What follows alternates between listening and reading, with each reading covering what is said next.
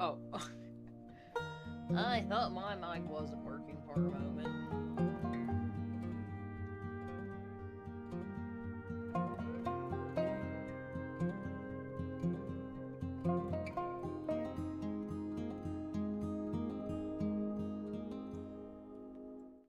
How long is that song? It's like 3 minutes already? Jeez. Hi, hello, I'm Rune, and today we will not be doing art fight prep. And if you've seen based on the thumbnail, we're going to be doing something a little bit more fun while also losing my damn mind. But before that, I am eating frozen blueberries and some raspberries in there with chopsticks. Because they're a good snack. And it's hot. And they're refreshing. Hey, Stats. How are y'all doing this fine Monday afternoon, I guess?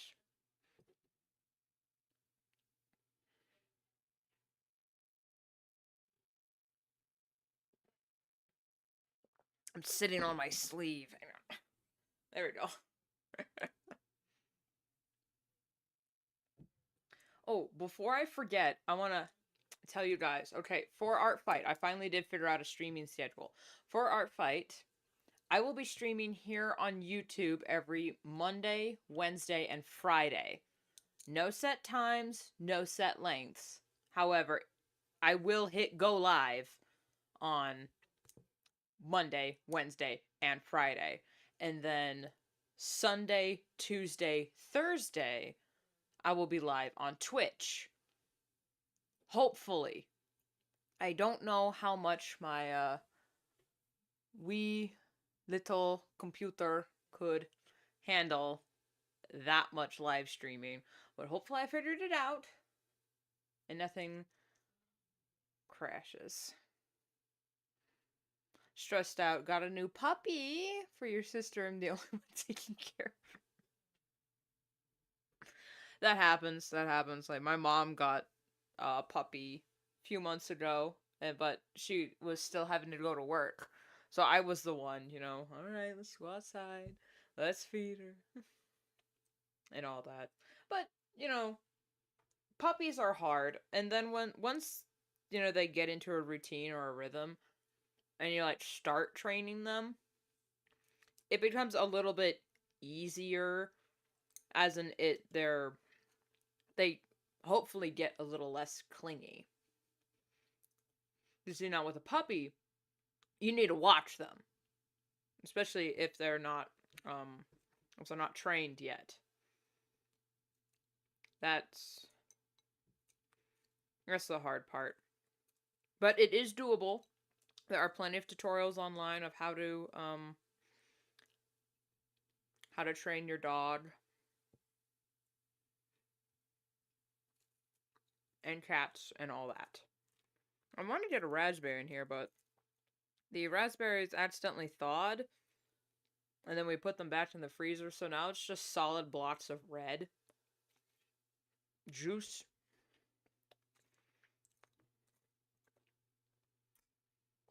So, I'll just be randomly sucking on ice. But, with a snack down the hole, let's get onto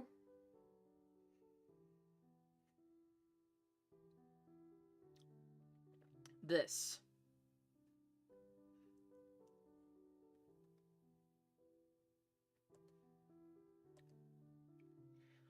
This.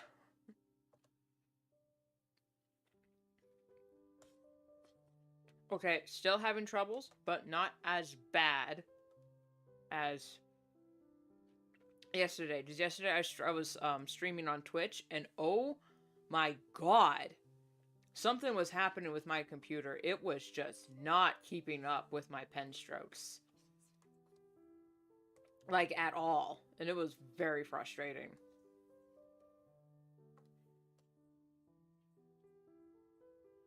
There we go. So,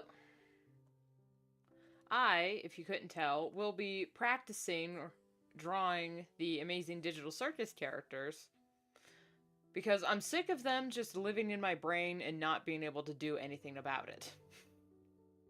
And I struggle a lot with drawing fan art, so figure I'd practice a little bit. This I did yesterday on Twitch. The VOD is up there. I haven't posted the VOD on YouTube yet because I didn't record it because I knew my computer would not be able to handle that. Surprisingly enough, the only character that was like the easiest to draw was Ragatha and Gummy Goo. But then again, Ragatha is just person and Gummy Goo is furry, so easy. What'd you think of the finale? I fucking loved the finale. I understand some people's criticisms of it and how they think it wasn't as fulfilling as they would have liked it to be. I thought it was beautiful. I understood the story that Goose was trying to tell, or at least I think I understand what Goose was trying to tell, and I think she did an amazing job. I'm happy with the way it ended. And I'm totally not saying that as a Kane fan. I am totally not biased when I say the finale was amazing and wonderful and a happy ending for everyone.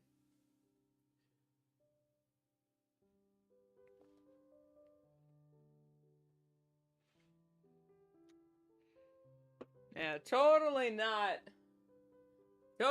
a biased Kane fan. My sister made this for me. For my birthday. I actually watched the finale in theaters. That was an amazing experience. That was awesome.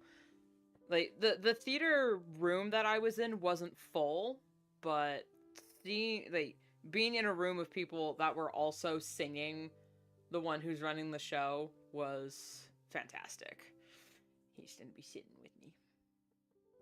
I actually took him to the theater with me, and people were like, "Oh my god, I love your Kane plushie." I was like, "Thank you. That is so cool." And of course I made Gummy Goo buff, because why not? Gata.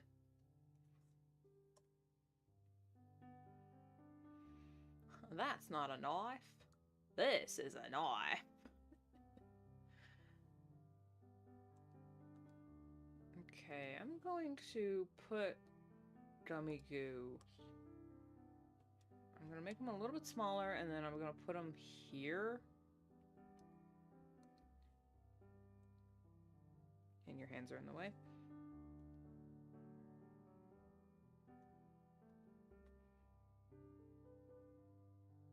Okay, I'm happy with this color palette for Ragatha.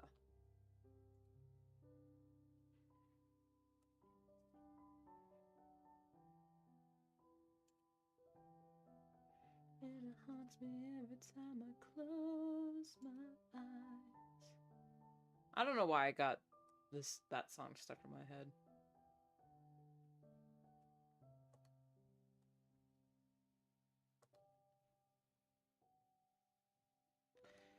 So, that was the wrong layer. We will be, because I don't have like any set fan art ideas in my head. I just want to practice drawing the stupid guys. I want to try Jax again. And maybe Gangle, because I do like the little pose I drew her in. This is very cute. I do, though, want to get more comfortable with posing these guys. Because, like I said on last stream, Kinger, I thought Kinger was going to be the hardest for me to pose because he's just a rectangle. But it turns out all you have to do is just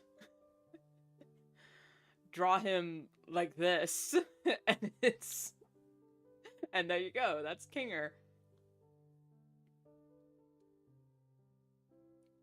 I might save this and just make that a little sticker.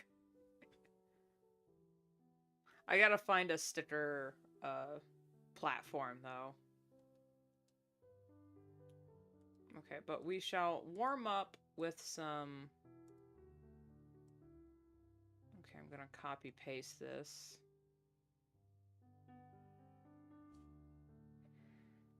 Copy, paste,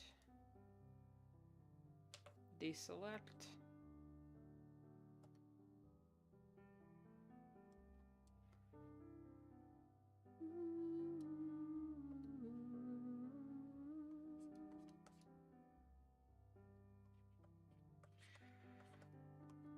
Too young, too dumb to realize that I should have bought you flowers and held your hand. Should have gave you all my hours when I had the chance. Take you to every party just all you wanted to do was dance. Now my baby's dancing, but she's dancing with another man.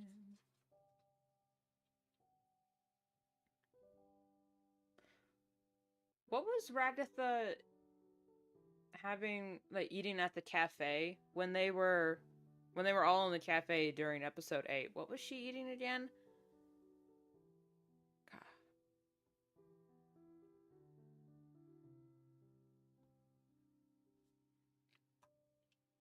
I don't know. I'll probably just do my generic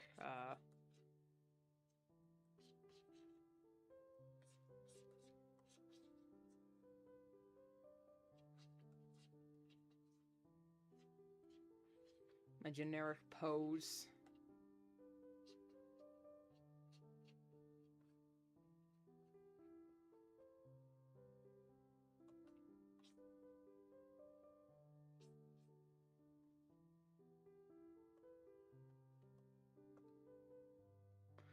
What did you think of the finale, Sketch? I know a lot of people, like, had mixed feelings about it, especially if you were a Jax fan. But honestly, if you are a Jax fan, I think you would probably also like the finale as well, because, oh my god, 50% of the runtime was dedicated to just Jax. Which, I'm not complaining, because, I mean, Goose herself said that the story was kind of about Pomni and Jax. So, I'm not mad. I understand, like, if I was a Zooble fan or a Gangle fan, yeah, I can understand why I would be upset. But, you know...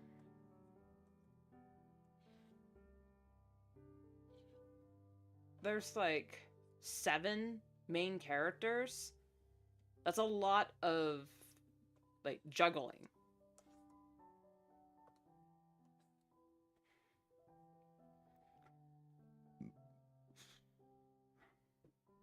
Went to see in theaters. People were super respectful. Fun story when Ribbit gave Jax the bow. Blush, I just yelled at my whole theater kids and everyone busted out laughing. The most having a hard time with anxiety and making friends. Putting up walls when it's difficult. Yeah. Yeah. When that scene happened, when Ribbit put the bow on Jax's head, I was just like, it's canon? Because I had heard whispers. I'm gonna put Kane over here, actually. He'll come out when I'm actually drawing Kane. I've heard whispers of a fan theory that Jax was trans. And I was listening to their reasoning and everything. I was like, okay, I understand where you're coming from, but I don't want to make any assumptions until, like, innocent till proven guilty type thing. Not that being trans makes you guilty, but you know what I mean. And then and then when that scene happened, I sat up in my chair and went, it's canon!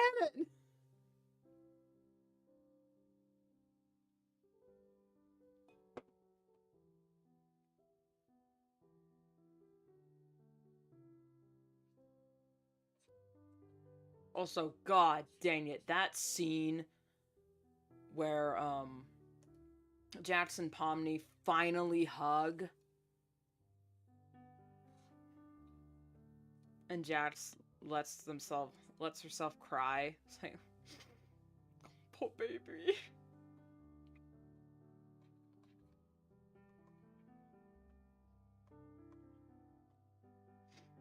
Especially oh my god, the you're not supposed to miss me. You're not supposed to love me.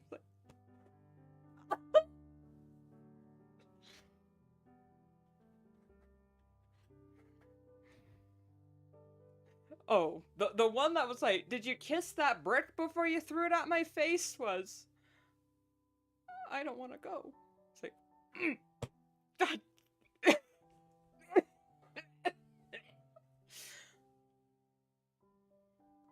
Not even a diehard Jax fan, but that scene, because that scene hit me in the feels because I have a heart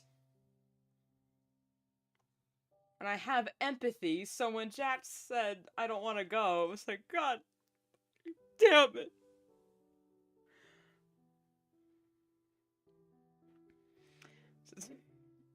Your face in the theater was straight face, but then you were bawling your eyes out.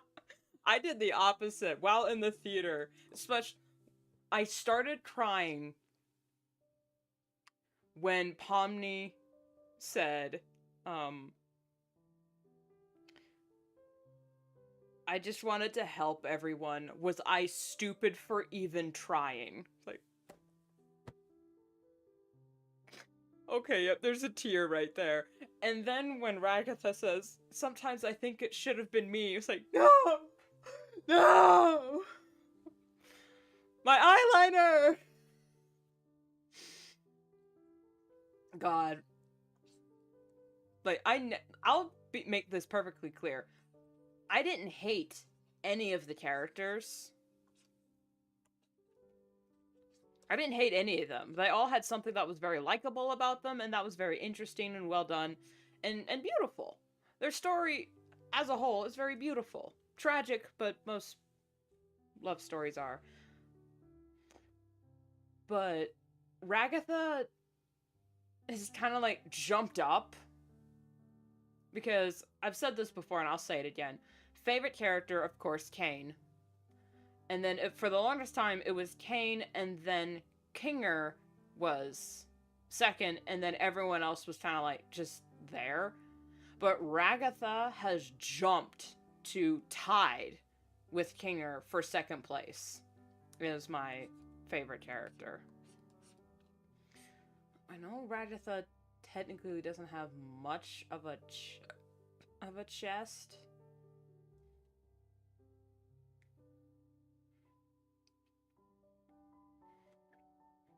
Switch to the line, I don't want to go. Oh, yeah. Yep.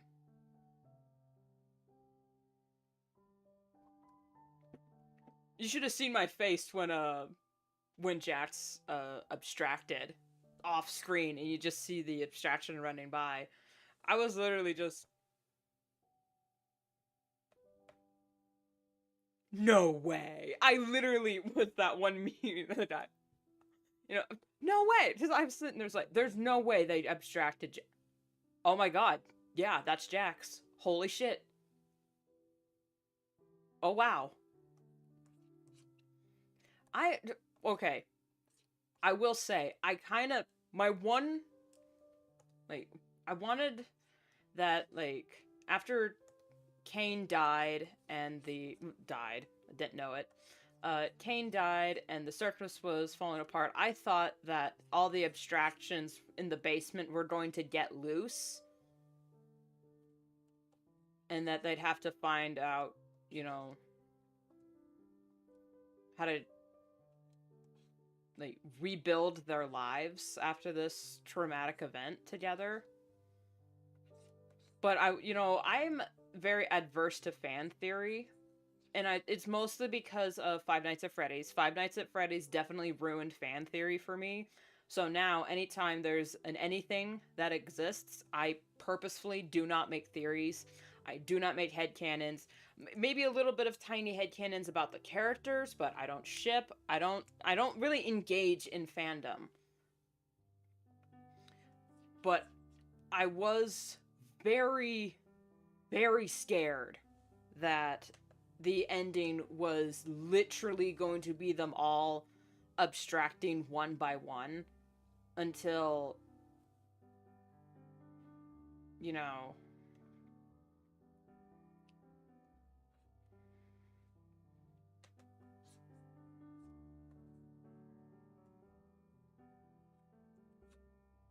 they had like a communal graveyard type thing. I was so afraid that that was going to happen, but I didn't think it was because Goose herself had said that it was a bittersweet ending. So I was like, okay, I trust Goose that when she says bittersweet, that it's actually going to be bittersweet. I would have hated if they all abstract. Yeah, yeah. I was like, when Jack's abstract, I was like, oh god, no. And then the group is just going to get smaller and smaller and small. Oh, I was not ready for that. I was not ready for that. I was hoping that isn't what was going to happen. And then when we got the whole thing with Jack, so I was like, okay, whew, thank goodness. But this whole thing with Jax, while it's not resolved immediately in the pilot, it does kind of leave it open to the possibility that the other abstractions can be reached. You know?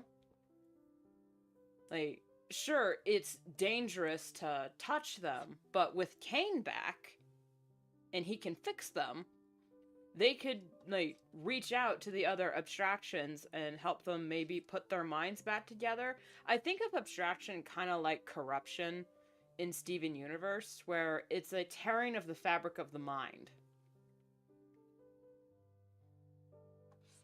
They're there, but they're not quite themselves. A lot of people had theorized that abstraction was, and I'm going to say the word because this is a very serious topic and I don't want to baby talk around it, that abstraction was an allegory for suicide. And for the most part, I do understand, the analogy of reaching your breaking point.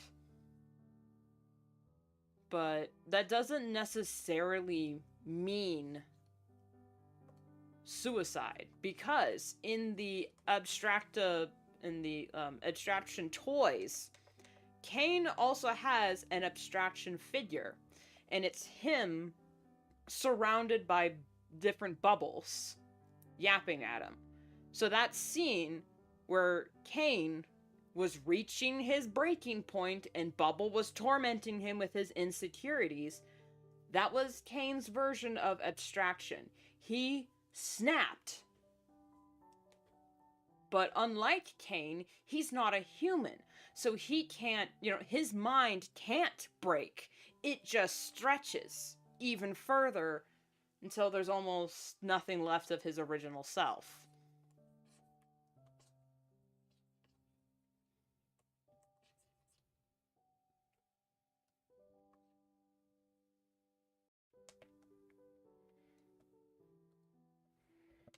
But also with the abstractions no longer in a basement and they're like in a honestly awesome aquarium looking thing.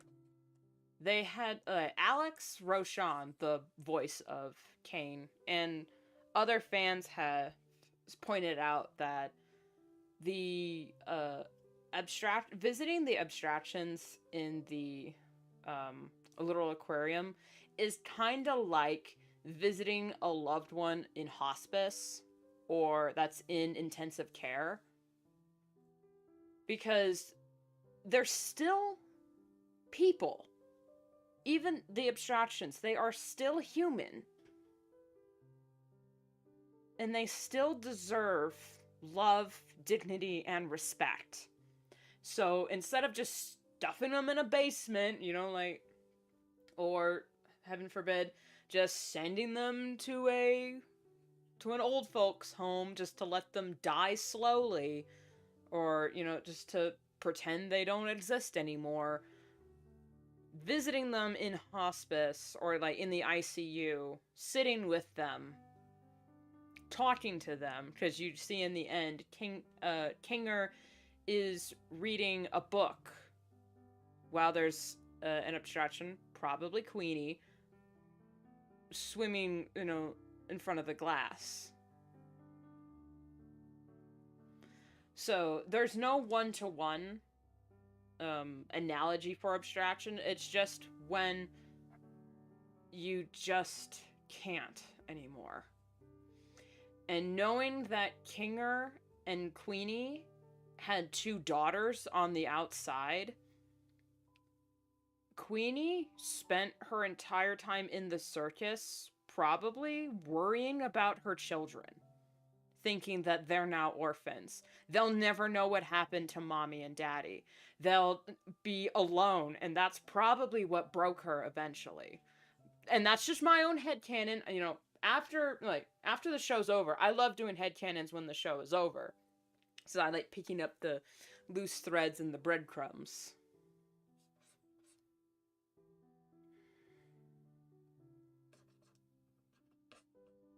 Unless the daughters were born way later. But still, that is beautiful.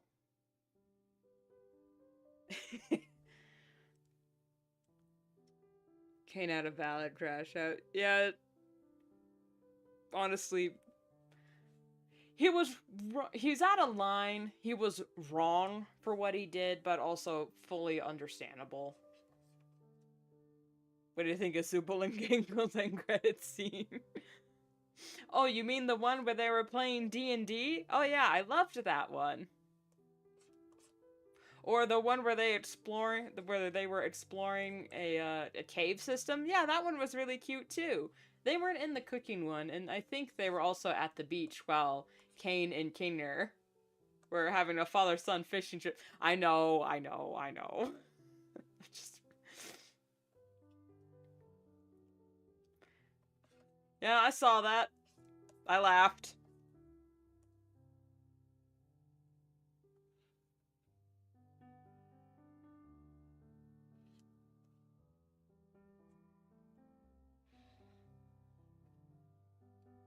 Now, Goose wasn't lying when she said there's no shipping in the show. She wasn't lying, because that was in the credits. So, technically not part of the show.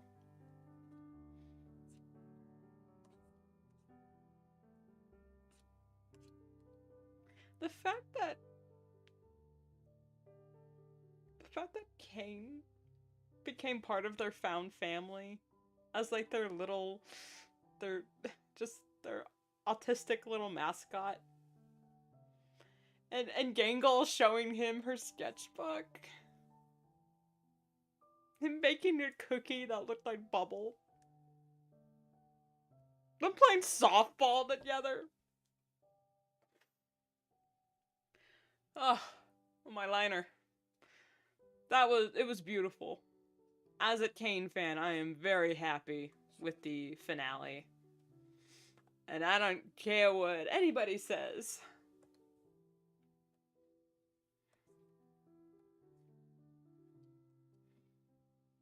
I'm happy with it. If this is the only, if this is where Amazing Digital Circus ends and this is all we get, I'm happy with that, because what we got was amazing. Ha! Huh, hence the name.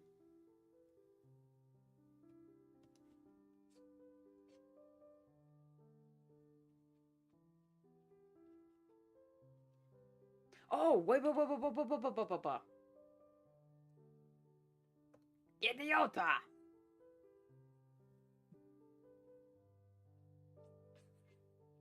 Would you rank the episode? What would you rank them? Okay, we have one that's the pilot. I'm gonna spell this wrong.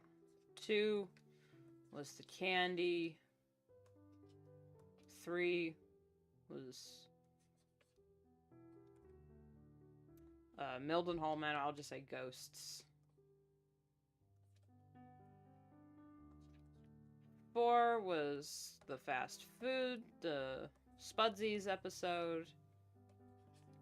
5 was Untitled. 6, Guns. 7, Beach episode.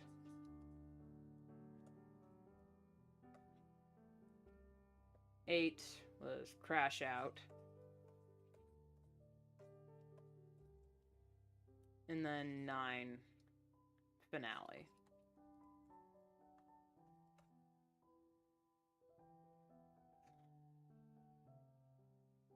Okay. Favorite episode is episode 3, the Mildenhall Manor. That is my favorite episode for many, many reasons. Because it was the episode that made me realize that Kane is more than just a crazy little AI. Same with Kinger.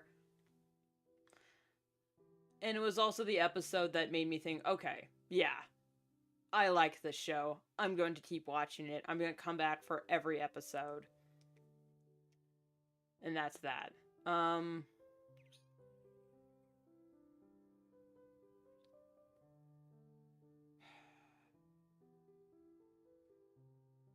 Untitled is definitely second. The lightning round episode, because that one made me laugh so hard. Like, that was genuinely that was the hardest I'd ever laughed in an episode. And I guess by default, They All Get Guns would be number 3, because that one also made me laugh my ass off. But it was also the episode where, it was this episode where I saw the clip of Jax yelling at Pomni that made me realize, okay, I need to get back to this show, because I had just watched the first 2 episodes and then didn't bother with the rest because other things. And then when episode 6 came out and everyone was posting the clips everywhere, I was like, okay, fine, I'll go back and check it out. And I'm so glad I did. Then the rest is just gonna be like a by default. Because, I mean,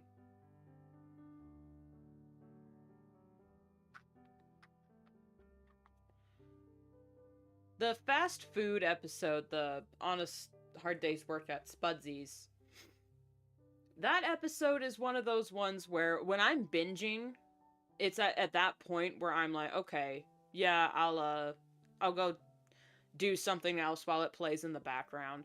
It's not a bad episode, and it is growing on me a little bit more as I watch it, but it's not as interesting or as engaging as the others, you know? So this is probably going to be near the bottom. Same with the pilot. I mean, you gotta give credit where credit is due. The pilot is very interesting. It gets you interested. But it's not what made me keep coming back. That was episode 3. Episode 2 is also one where I'm kind of have a complicated relationship with it. Because when I first watched it, I was like, okay, is this what the show's gonna be about, like, every episode? Alright, that's interesting. But as I come back to it and watch it now, episode 2 is also just very important for, like, character writing, and it's also kind of funny. And the scene where Pomni, when they're at Kaufmo's funeral, and Pomni realizes that she's not alone, that part always makes me cry, because it's just so beautiful. When Gummy Goo died first time I watched the episode, I started laughing so hard, and then when Kane said, well, I'm gonna go drink water, it's like... I don't know why I didn't come back for episode 3. That scene alone made me fucking die. I was wheezing. This was just so unexpected. Oh my god. But then we have beach. Okay, I'm gonna say episode 8 is 4th on the list. I can't, it's really hard to rank the finale, because the finale kind of feels like it's its own thing. Like, it should be on its own thing, but it is still really freaking good. Okay, and then I'm gonna put Candy Carrier is number 5. Because retrospective, looking back, coming back to it, it is pretty good. And then beach episode, it was interesting, but it's not one that I'm like, I don't come back to that episode by itself. No way. The scene where Kane's dinner date with Jax, that scene I come back to a lot.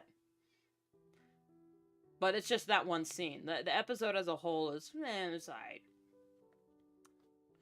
6, and then we'll do 7, but it's like a sort of, because it's kind of in between. And then 8, the pilot is kind of at dead last. I don't hate it. It's still really good. But it's the least favorite. And then the finale is just kind of like its own thing. Like, overall, that's pretty much my ranking. I'm gonna put this to the side so I can save this for whatever video I eventually make. Oh, actually, I said I should also paste it.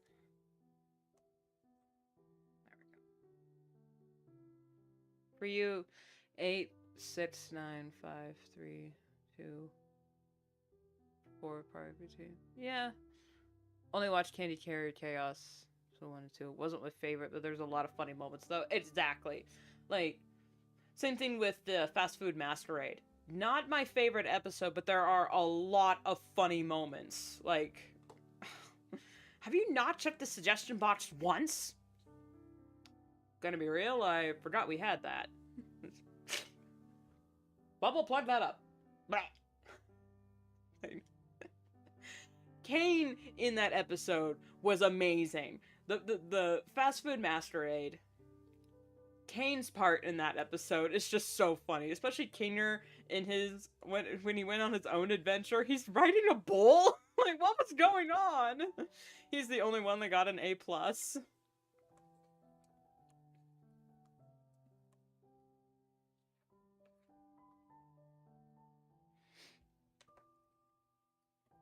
The scene where Gangle rips her mask off and just screams into her hands, and then Pomni is just in the, in the background. God, that was so funny.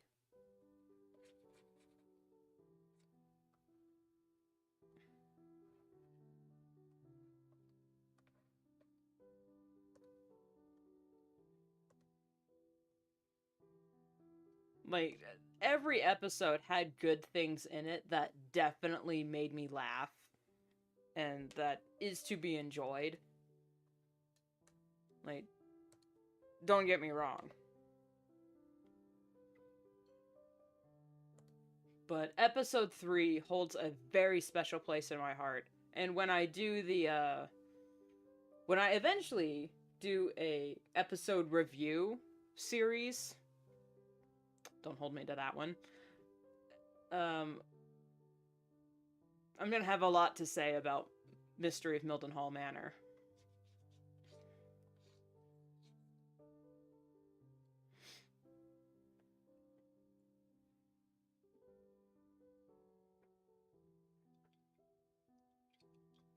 It was a very fun series. Not your favorite. Didn't hate, didn't absolutely love it. Guess I liked it. Humor was good. Oh yeah. Well, I get why people, wouldn't be drawn to it. It's very niche. That's the thing. Amazing Digital Circus is very niche, and oh my god, Ragatha, I am so sorry for what I've done to your face. Hang on, let me fix you. I can fix you! I genuinely freaking laughed when Pomni said that in the finale. When Pomni said that to Jax in the finale, man, I was trying so hard not to, like, make too much noise in the theater, but that definitely did get a chuckle out of me.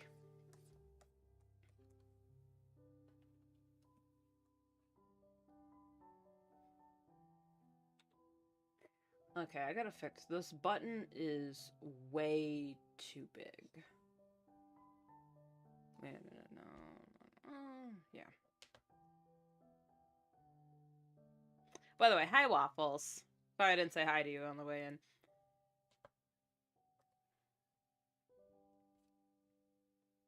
Yeah, my sister refuses to watch Amazing Digital Circus because she can't handle, or like she doesn't like the animation style. It's just it's very triggering for her, and it's like, you know what, okay, fair. I'm trying not to like force her into it, because I know there are certain scenes that I've told her about, and it is really funny.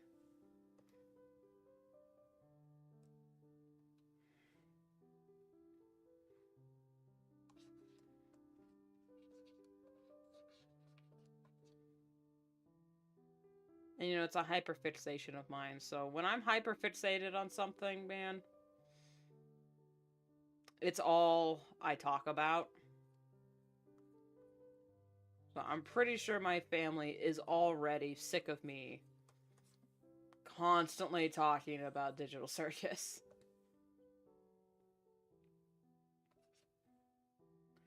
I'm gonna take the shoulder in just a tiny bit, because she does have poofy sleeves, but they're not that poofy.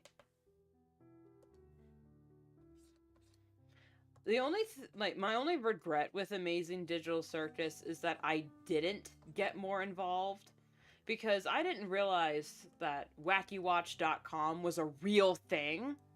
I didn't know about that until like after, like way later. And now the website is basically dead because the show is over. It's like, god dang it, I wish I got involved in that, because on wackywatch.com is where they held the voting for the favorite character awards.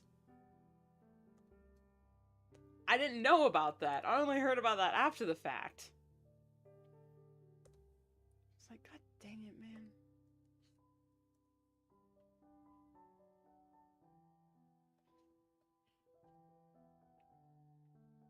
Also, the ads, the advertisements for the merch sales were so funny. And like I said, I just don't get involved with fandom because it, you know, I've had pretty bad experiences in the past. But, you know, some of what was happening with just the ads themselves was just, oh my god, all right, fine.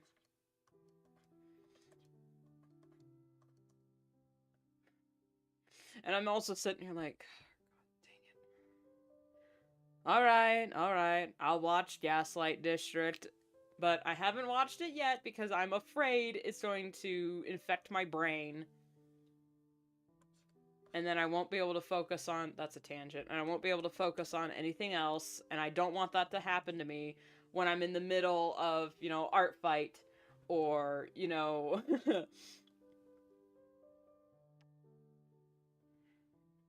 It's getting really hot in here, so I'm just gonna take this off.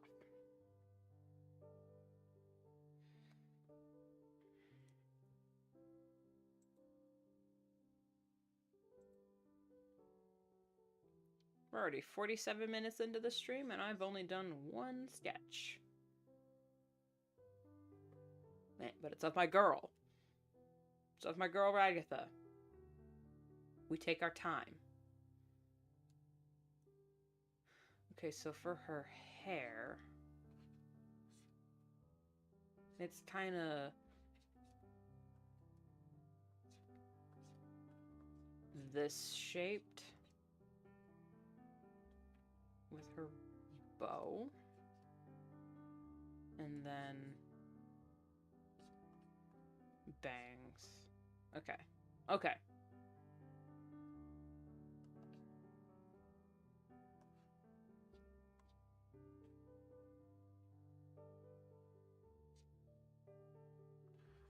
Thing with Ragatha's hair is it's very... I can't just, like, anime the hair because it's specifically braids.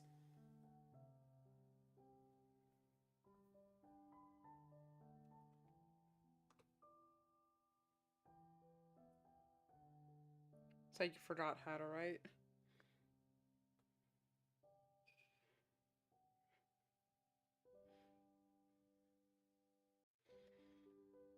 You're not topic, sorry. Been writing a lot, picked up a project from a year ago, made a redesign of character. Can't seem to write like you forgot how to write. Had people critique your work, don't know what you're doing wrong.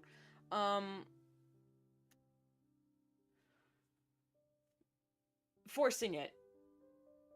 That's like the first thing anybody does wrong when working on a project that they are like that they can't figure out how to get it to work or that it's not turning out the way they want it to. Number one thing you're doing wrong is you're forcing it. I know it sounds like it's like, oh, you're trying too hard, so stop. No, that's not what I'm saying at all. Never stop trying. But when it comes to creativity, it can't be something you can't do it on command.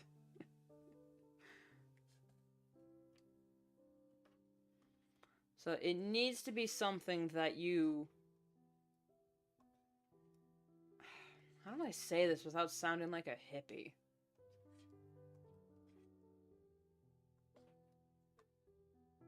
Yeah? Did you use the caramel macchiato powder? Yeah. Okay. Oh, yeah, sorry, I forgot to put a date on it. Okay.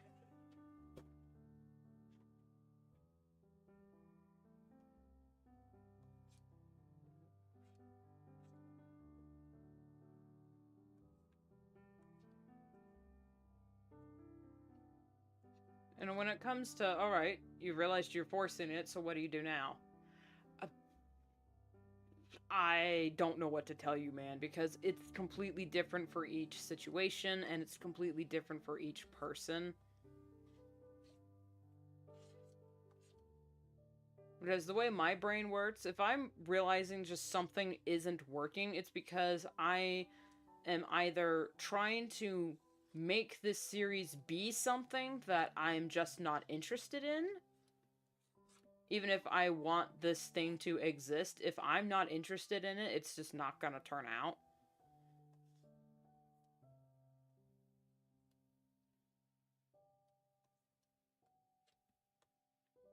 Or I'm trying to make it be something that it's just not meant to be.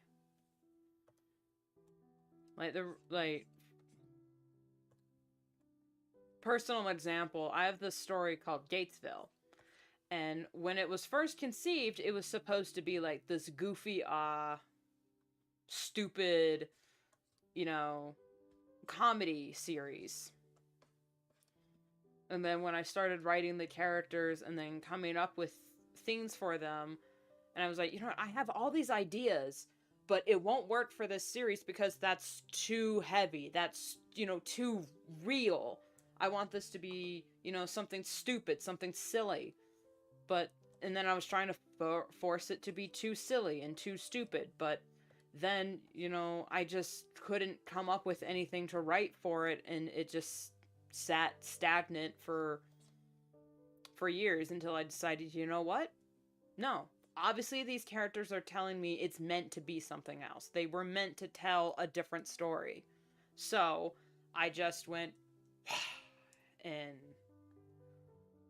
let her buck. It's a very niche reference, not everyone's centered yet. But, you know, I just...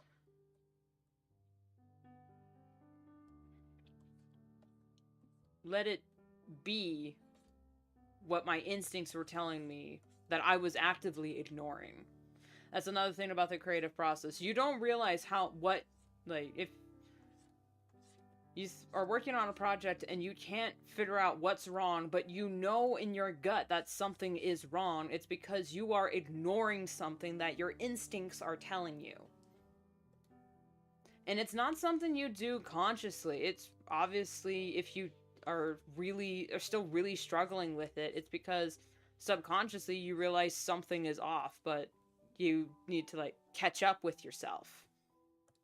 And this is just part of the creative process. This is nothing specifically with you, Waffles. Everyone goes through this. And that is not to say that, oh, you're not special. No, it's normal. So don't feel embarrassed about not knowing or like feeling like you forgot how to do something. There are plenty of times where I genuinely thought I forgot how to write, or like I forgot how to draw, or I forgot how to stream. Like, last week when I came back, I felt like I completely forgot how to stream. Hang on, I gotta let the cat out.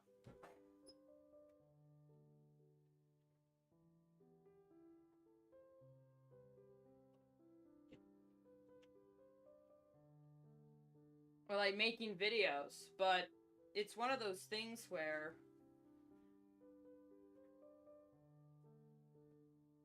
humans are, at birth, creative individuals. That's not something that's like...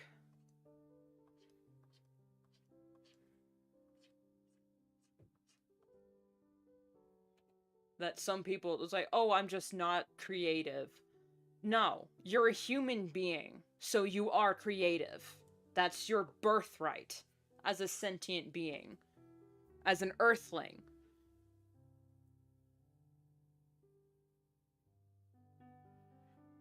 But it's just sometimes we get, because we're sentient beings, we get stuck on our own heads and we don't see the simple solution that's right in front of us. That happens to me so many times. I am still struggling with that.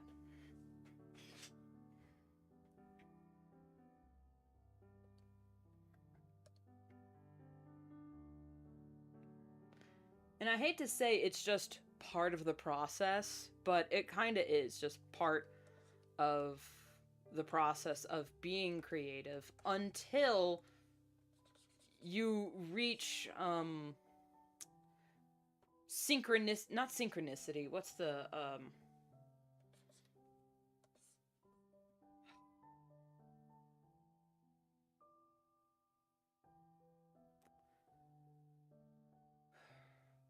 what word am I looking for? When you've become in sync with yourself. There, let's just say that.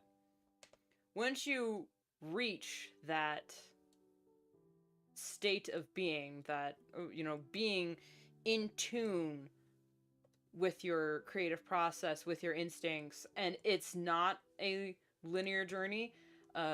Personal growth is not linear. So you are going to regress, you are going to fall back, you are going to mess up. Even though he's like, I was improving like 3 months ago, why am I suddenly trash again? It just means there is your body and brain are telling you something's wrong, but your brain is also, you know, doesn't know what's wrong. It's one of those weird things where your brain knows what's wrong, but it won't tell the other part of your brain what's wrong. And it's when you gotta reach that neural handshake between your hemispheres and, you know, the other parts of your brain. And you do that through, like, just thought exercises, little prompts, taking breaks, doing something physical. Because doing something with your hands is also, it activates different parts of your brain that just aren't activated when you're typing. So if you feel like writing it isn't working, try writing it on paper. Because that activates different parts of your brain. They've done not MRI, but they've done scans of people's brains when doing certain activities and how it showed their, like, what parts of their brain was lighting up and stayed lit up. So if you feel stuck in one thing and you're like, it's really bothering you, do everything. Literally anything. And I know that is really hard for me. I still struggle with this a lot when, because I feel like, now she wants back in. Good Jesus.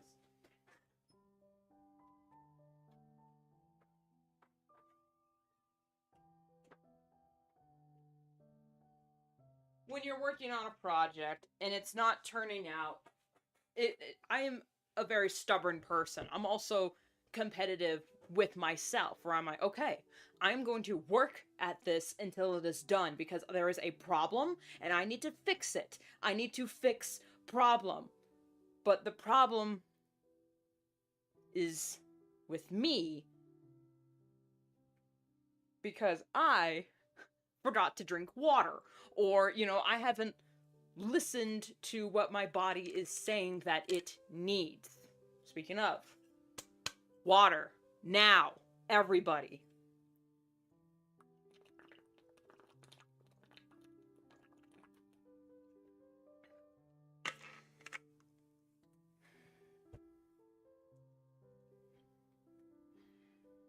You gotta give yourself the same amount of mercy you would give another person. Which is so funny that we bring this up when I'm drawing Ragatha, the person that is notorious for not giving herself as much grace as she gives other people.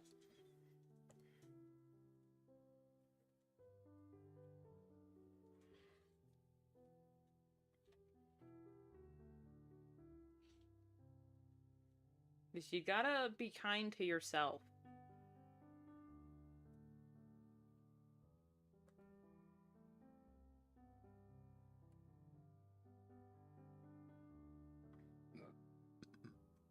Okay, her hair comes to her being, excuse me.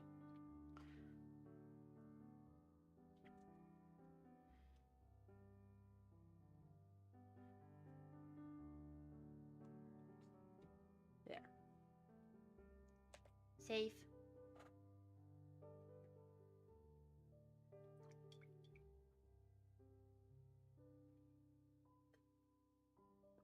I know, as much as it set me back going on that vacation earlier this month, it was genuinely just a fun time, and I learned more just walking around and just existing in that space than I would have just making a quick Google search. It also inspired, helped me know what I eventually, where I eventually want to end up in my, with my life. And that it's possible to have the life that I want to live and see the future that I've been dreaming of for so long. It's possible. It's right there.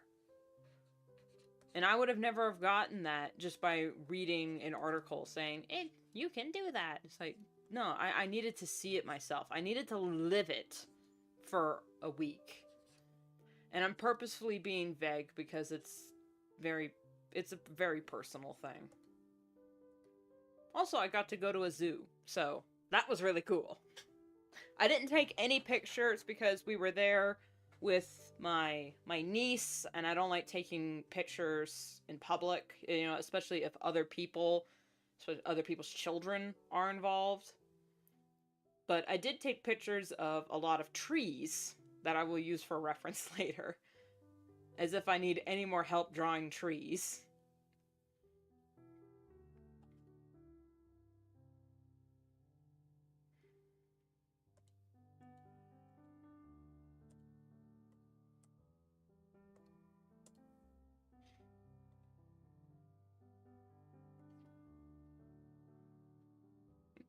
You know what, for any Ragatha fan art I draw in the future, it's just gonna be her being soft and, like, having tea. Or, just sitting quietly somewhere, because she deserves it. Good God. Now that I know how to draw Kingner, I gotta figure out how to draw Queenie so I can draw Ragatha and Queenie just hanging out in the pillow fort.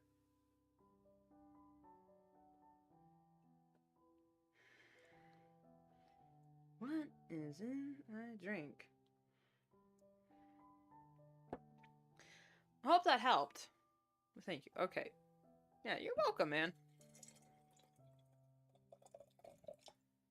I'm always down to give advice, but when it comes to living... I just spilled coffee everywhere. When it comes to living said advice, I do struggle with that a lot. But that's where you guys come in. You guys get to help me hold myself accountable. If by nothing else, then like just me making promises and then you all staring at me until I fulfill them.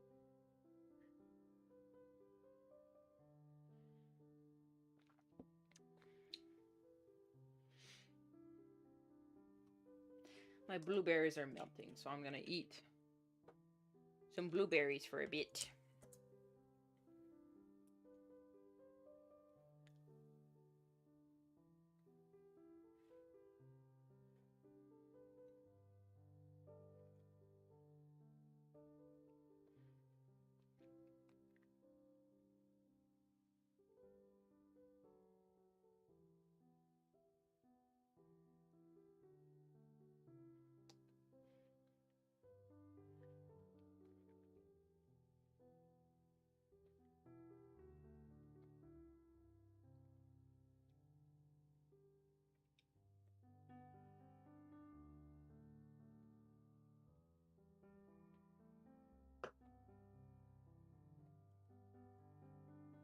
As soon as I figure out how to draw all of the characters, then I can draw my OC, my self-insert OC, interacting with them. Ha ha ha! Hee hee hee!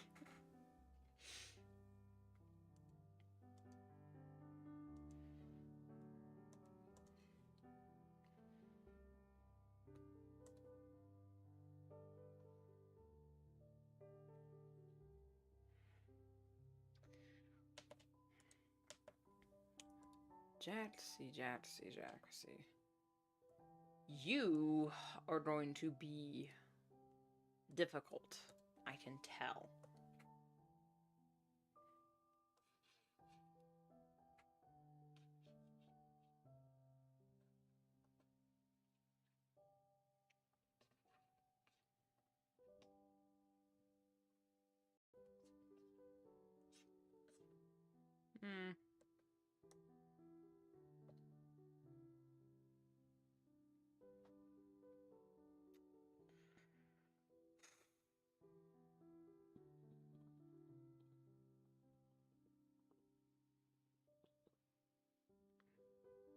This is definitely going to be one of those projects where I just kind of chip away at slowly, off and on.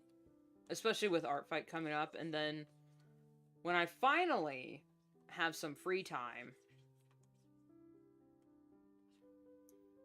I'll make that video.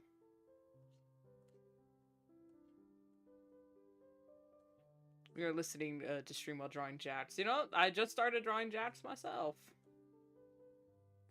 This bastard. Why? Why Noodle? Why Noodle? All I'm seeing... Rubber hose animation. So, like, Oswald the rabbit. You know, Felix the cat.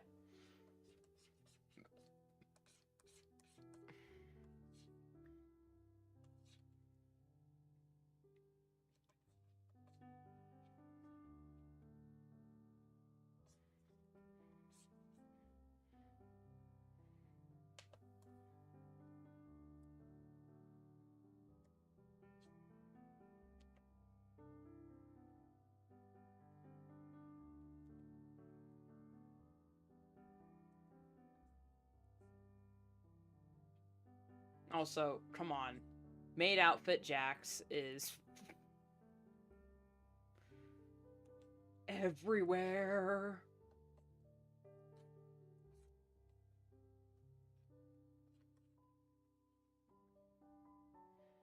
Okay, they got the, like, the Mickey Mouse,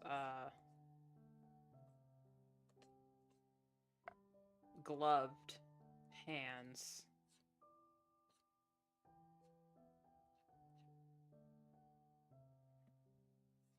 Now, Jax doesn't have the pie cut eyes like Ribbit, so yeah. She just has the straight lines, which is was very entertaining to watch.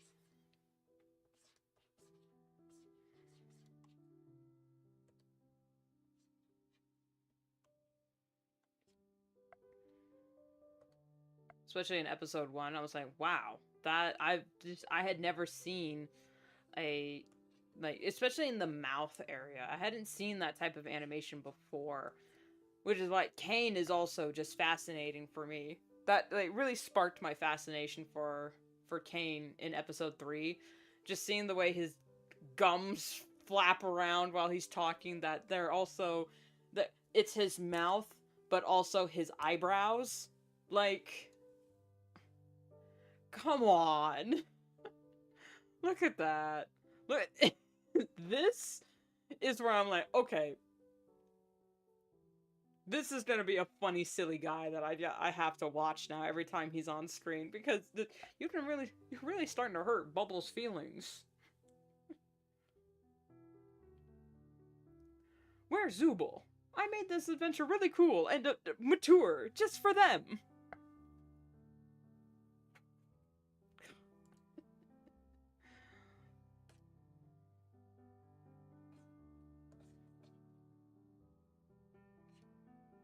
Also, Jax's tail doesn't appear until episode 6. And then it's never really brought up again. I don't know what the tail signifies. So maybe it's because I'm too illiterate to figure that part out.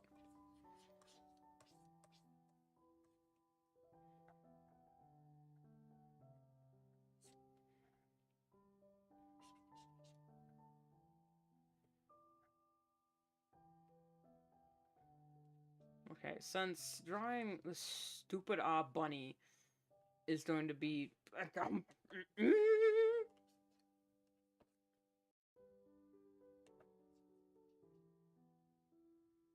I'm gonna add little dents to Jax's ears. I'll like Yakko Warner, or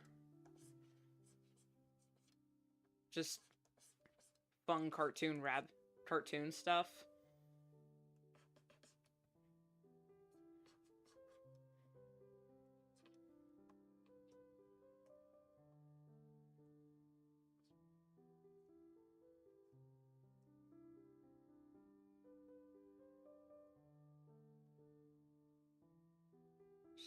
She just blame me for everything, don't ya?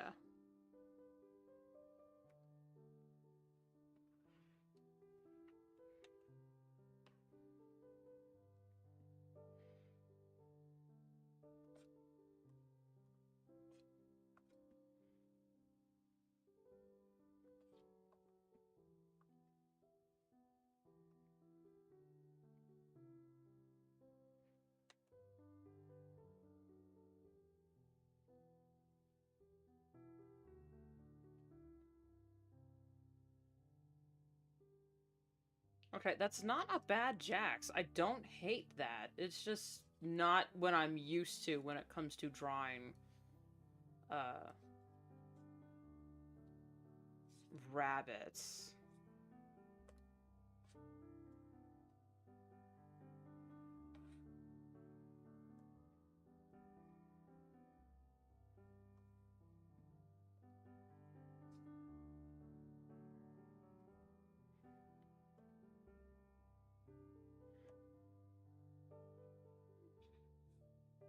Definitely have a lot of Looney Tunes-esque, Bugs Bunny music going through my head.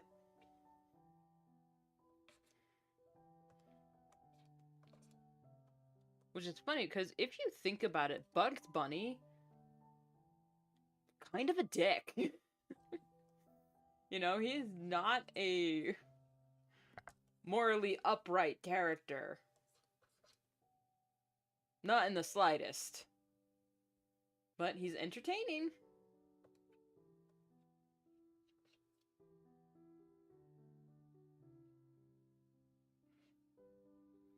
Like, originally anyway. Bugs Bunny now, in, like, the newer Looney Tunes shows, he's kind of like the, voice of reason, which is saying something.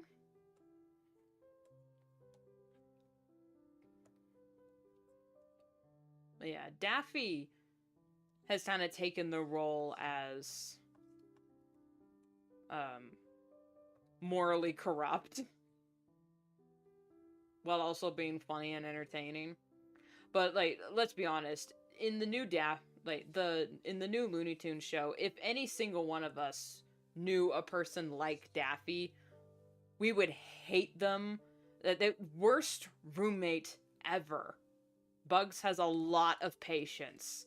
But then again, Bugs Bunny in the new show kind of attracts those kinds of toxic people, because why else would he be dating Lola? Lola in the show isn't like this "don't call me doll" thing. Nah, she's literally insane and it's hilarious. She's like jealous ex-girlfriend, but they're currently dating. It's like, who is she? That ugly lady that was leaving here earlier. Like, first of all, she's not ugly. Second of all, that was me.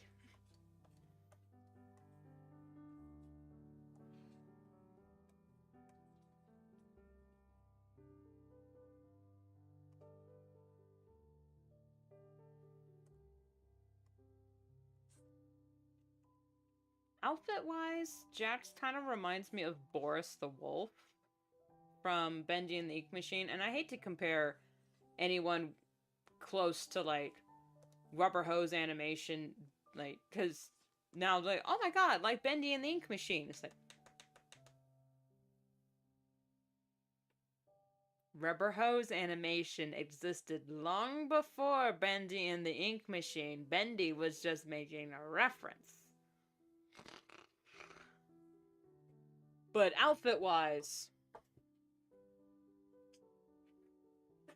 I mean, come on. The resemblance is uncanny. Oh, here he is. He's Boris! Now, because of that, for my version of Jax, I might just give him patches on the knees. And maybe accentuate the cuffs? Who knows? I don't like Bendy and the Ink Machine anymore. Like, the game ended pretty... The ending for the game was pretty terrible. And turns out the company making it was also terrible. But I still like the music, and I still like Boris. Beautiful little baby.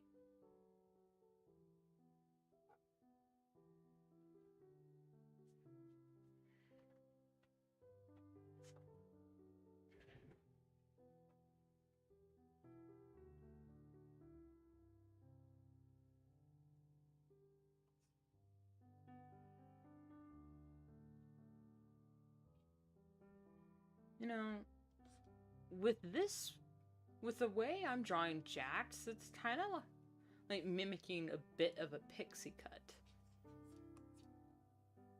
Which I know they wouldn't like, because if you see pictures of Lee in real life, or not in real life, like the IRL Jax, they have really long hair. Like, long emo hair. Which, I mean, Goose did make that sketch, be like Jax if she wasn't an asshole, and she had long hair, and,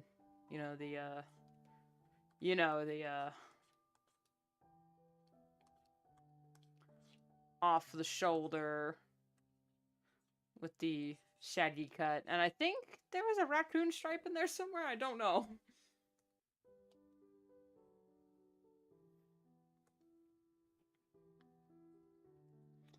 Poor kiddo.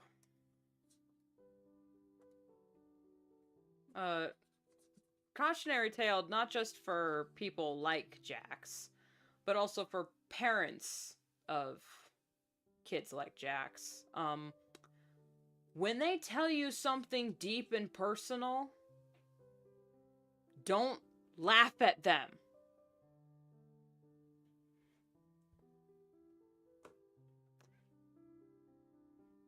I don't think Leroy fits Jax's real name.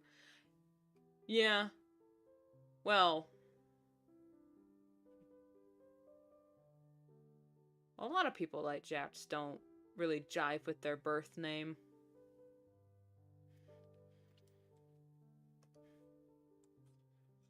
Yeah, and we've known them as Jax this entire time, so any deviation is gonna feel weird. Like Pomni's real name being Abigail is threw me off a little bit. But for some reason Gangle being a Zoe just... Her name was Zoe, right? Yeah, it was Zoe. For some reason that just fits beautifully. I love it. Same with Kinger being Grant. Come on.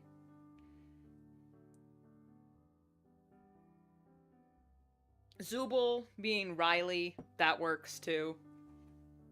Very gender neutral name. Ragatha was Susie.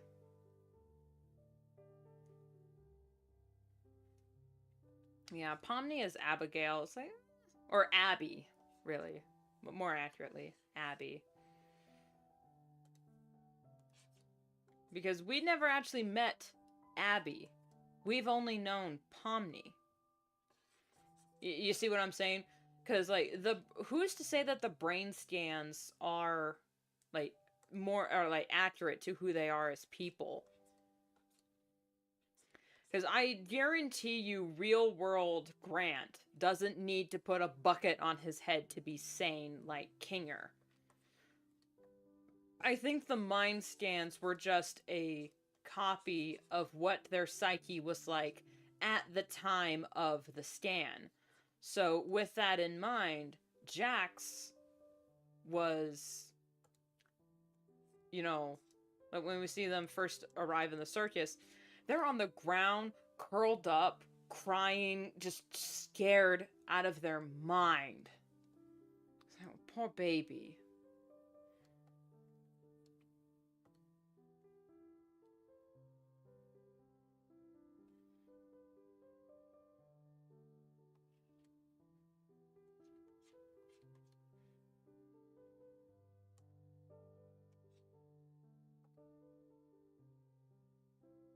Okay, I'm starting to like this version of Jax. I'm starting to like it. But also, Leroy Mateo is just a fun name. But because Leroy. Come on. At least they didn't pick Leroy Jenkins. If you understand that reference, give yourself a pat on the back. That was...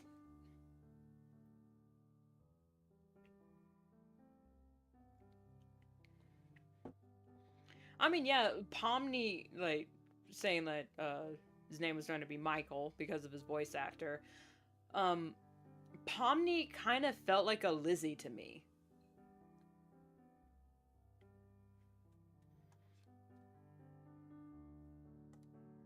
But then again, that's just because of the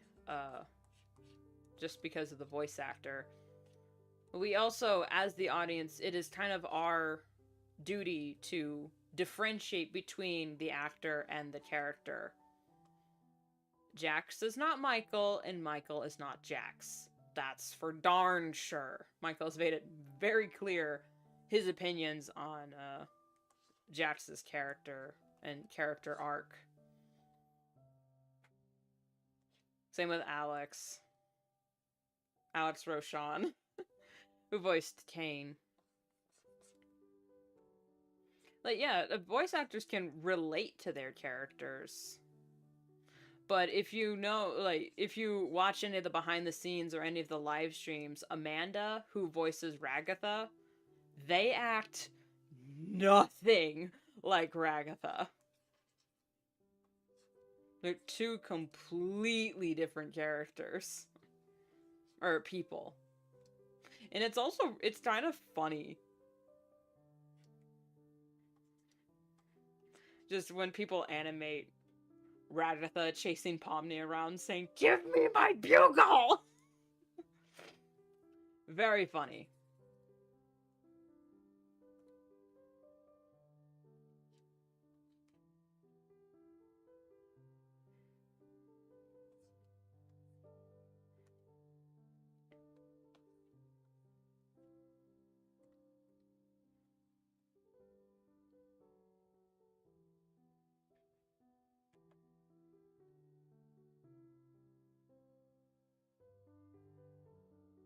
Okay, I'm really starting to like this Jax a little bit.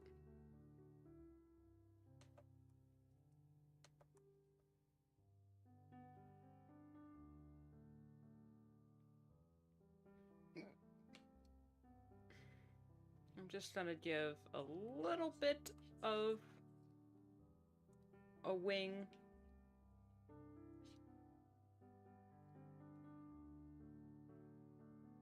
There.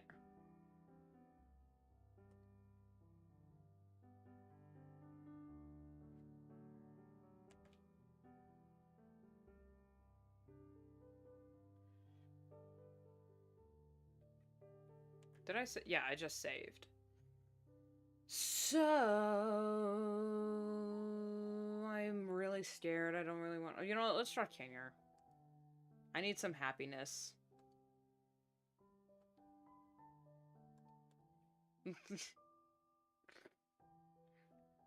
let's keep Kinger in the mix.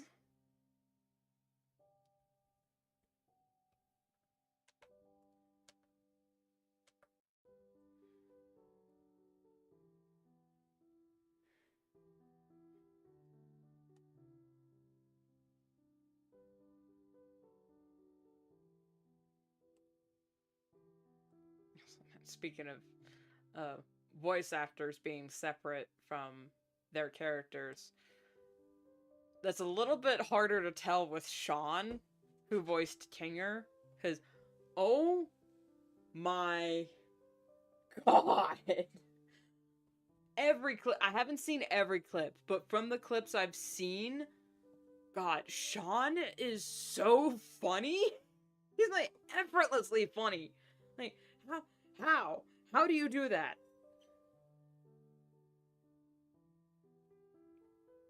How are you just so effortlessly funny?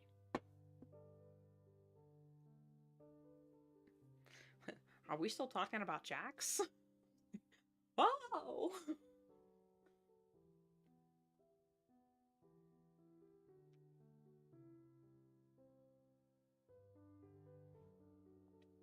Okay, Kinger's head kind of goes out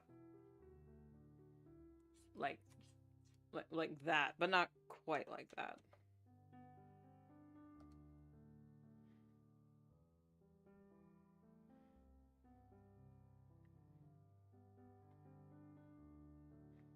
Okay, let's draw,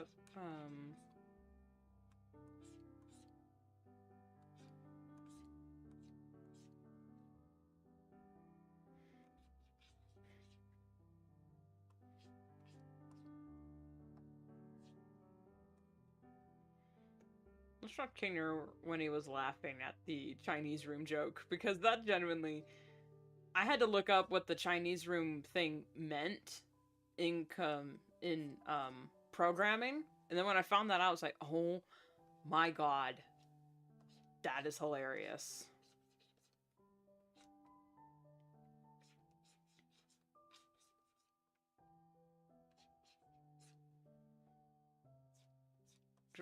Okay, if you want like a tip on how to draw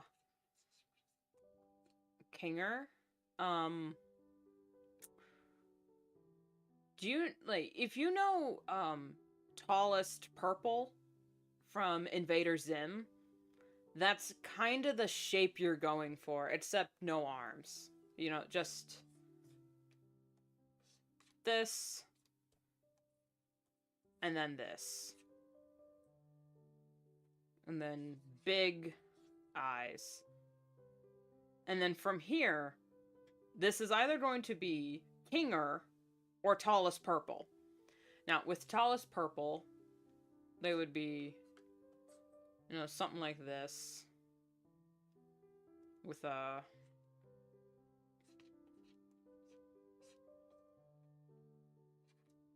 with a drink.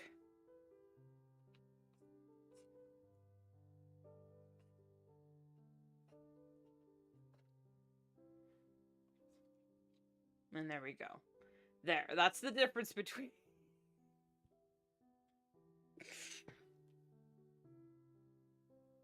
You know what? Fuck, I'm gonna save that. That's funny. Personality-wise, they couldn't be further apart. But, you know, it's kinda funny.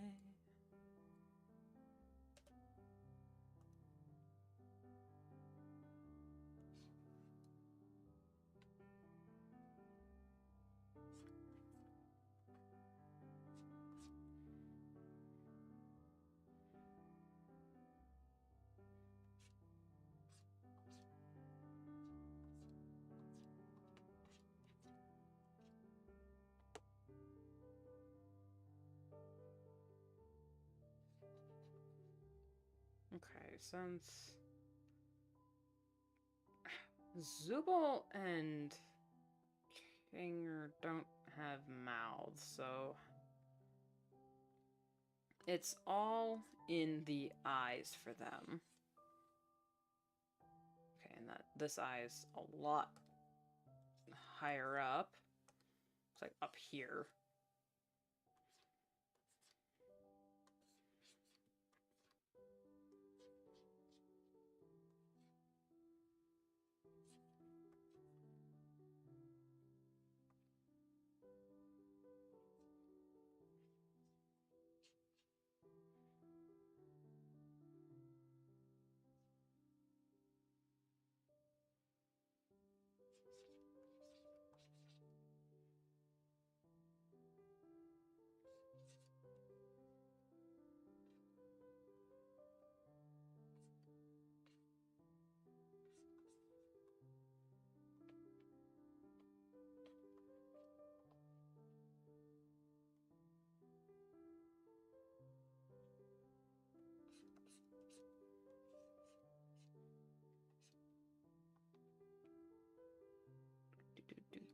Do.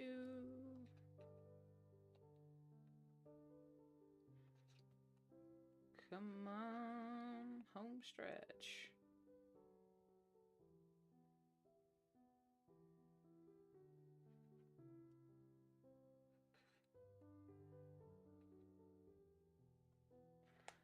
Drawing fan art for other people's shows has made me realize I don't really push the boundaries for my own character design nearly as far as I could. And I, you know, should probably fix that.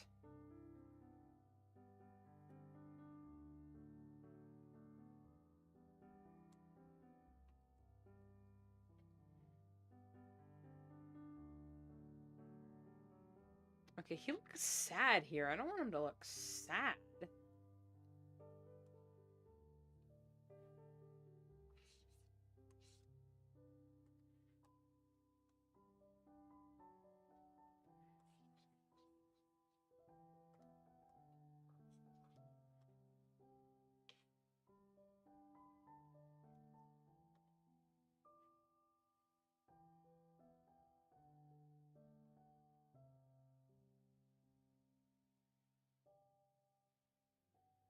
One good thing with Kinger is you can draw his pupils two different sizes, or like you can draw his eyes completely offset and it still be within his character, so So thank you, Goose, for giving us that grace.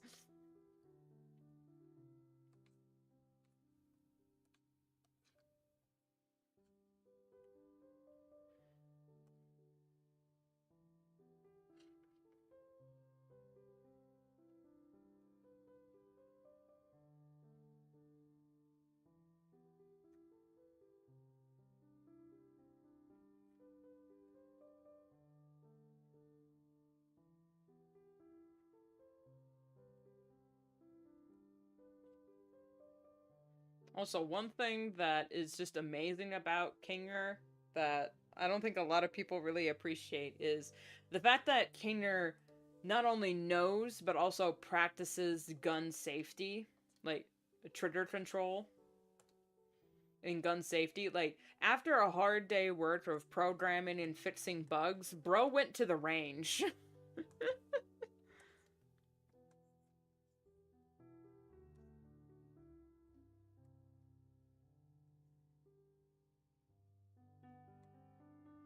Or it was one of those, like, office party,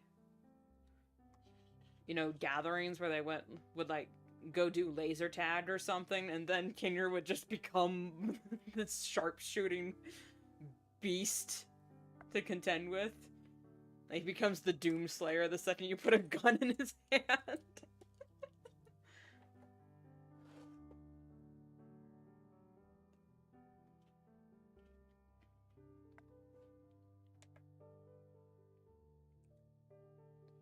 Now, Kinger's eyes are going to be the hardest for me to draw.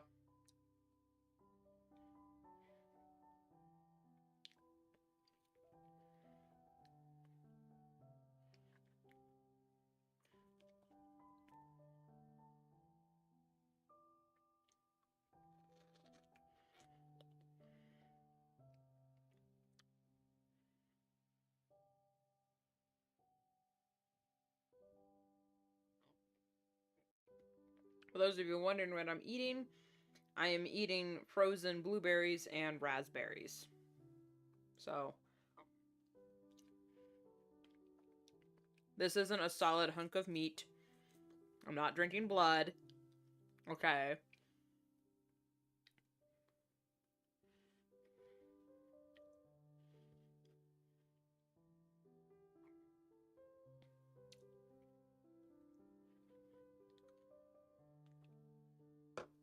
I think I'll need to find more reference pictures of Kinger and, like trace over his posture and, like, how his face bends and contorts to, like, show emotion. Because, like, when he was laughing, when he, like, chuckled at Kane's Chinese room joke, you can tell he was genuinely laughing. So it's just, hang on. Let's see. The amazing digital circus. Kinger.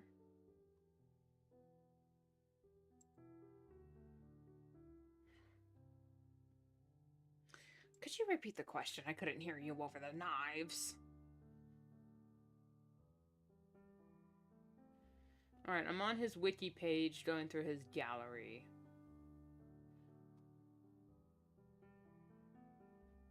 Hang on, can I show that? Yeah, I can show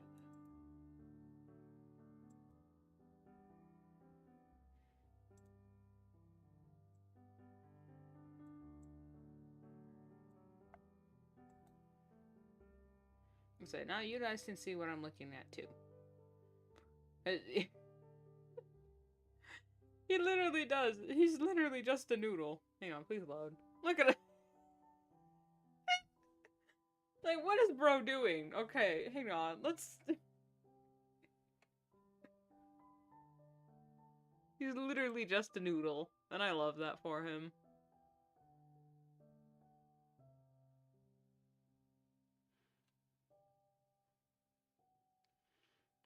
Okay, do they have the picture of the Chinese room? Okay, this is the pilot. This is episode 2.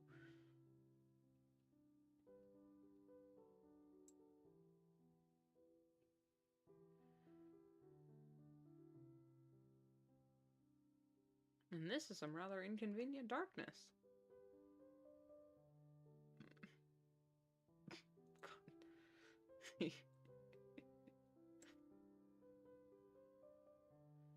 What?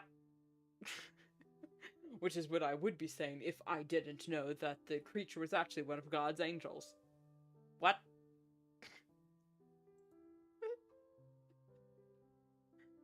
Oh my god. Alright, I'm gonna have to scroll for 5 years, aren't I? There's them on the bowl!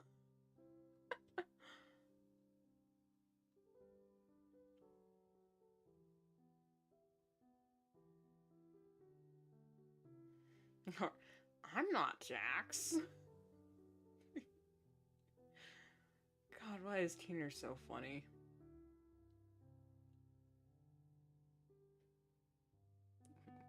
Coach Keener is also hilarious too.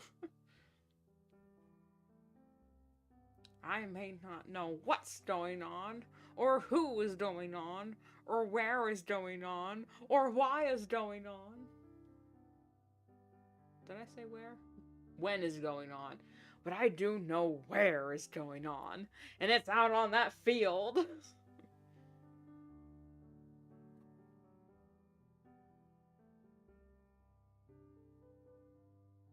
Okay, this is they all get guns.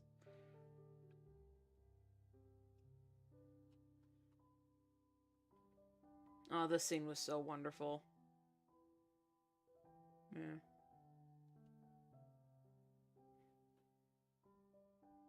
Oh, they don't have... Aw.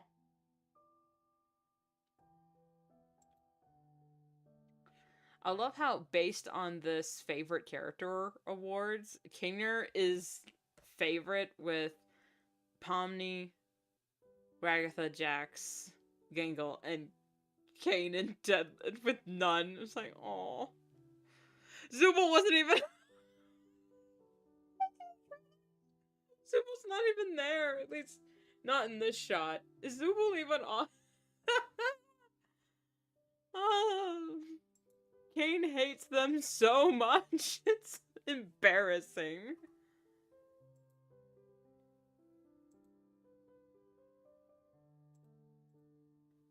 My god. I'm right behind you, aren't I? Yeah, I love that line so much. Anyway, well, they didn't have the photo I was looking for, so we're just gonna have to...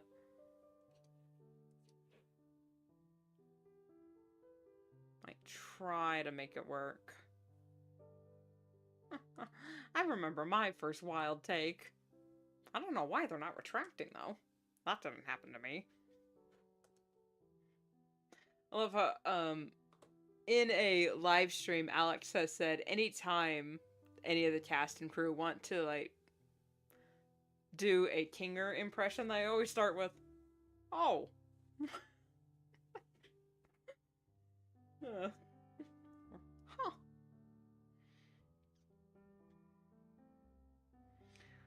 That's really... These guys, man. I wish them all the best in their future endeavors. Okay, yeah, because it's yoink, yink, yoink.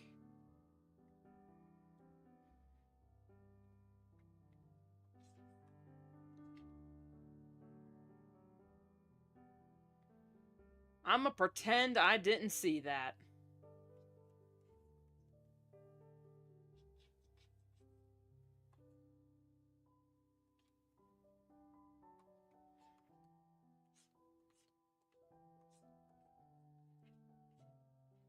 I'm also trying to remember, like, I never drew, like, the VeggieTales characters, but I did grow up watching VeggieTales, so, like, how did they pose? None of them had hands or anything like that. All they had was their face and, wait, posture. So, oh, that's too big.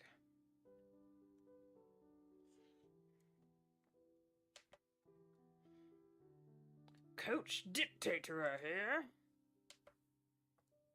Evil Orbsman reporting for duty. I'm Bazooble. Yibba dibba dabba dibba dabba dibba dee.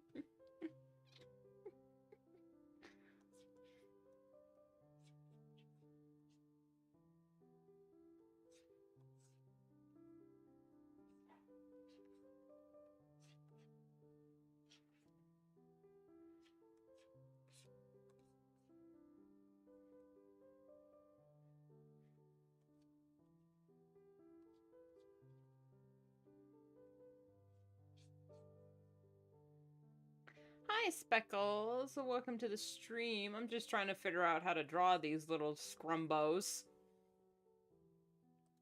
so I can finally draw the fan art that has been infecting my brain. Last stream on Twitch, I drew these little guys as like a first attempt at drawing fan art. As you can see, we had some highs and lows.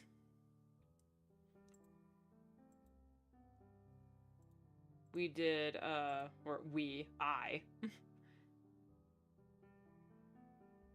redid Ragatha. I'm pretty happy with how she turned out. Same with Jax. I'm not sure, like, how far I want to push, like, my version of them while still being faithful. But I don't want to think about that right now, so I'm just trying to practice drawing the king himself. Need to name that file. There we go.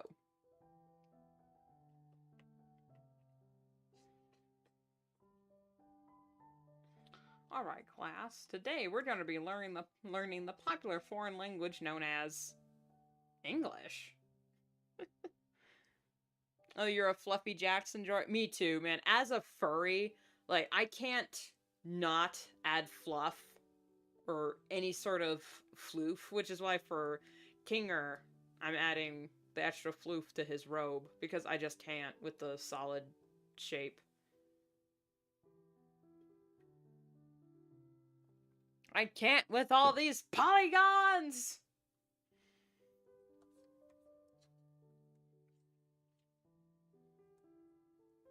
Which is why I haven't even attempted to redraw Zooble yet. All we have is this one sketch I did of them reading a magazine because I just couldn't figure them out. Shapes, man. Geometric shapes. Just gone. Kaput.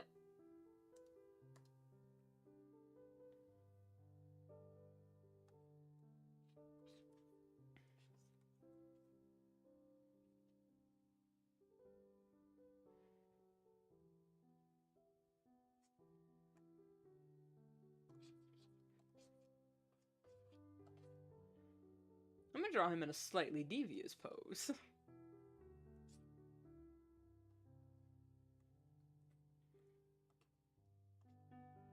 This is more like Coach Dictatorer. Who I will also be figuring out how to draw their alternate, their evil versions.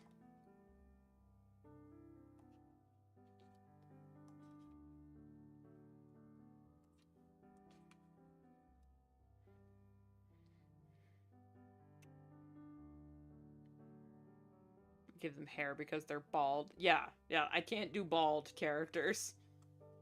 That's why I have absolutely no One Punch Man fan art, because I can't.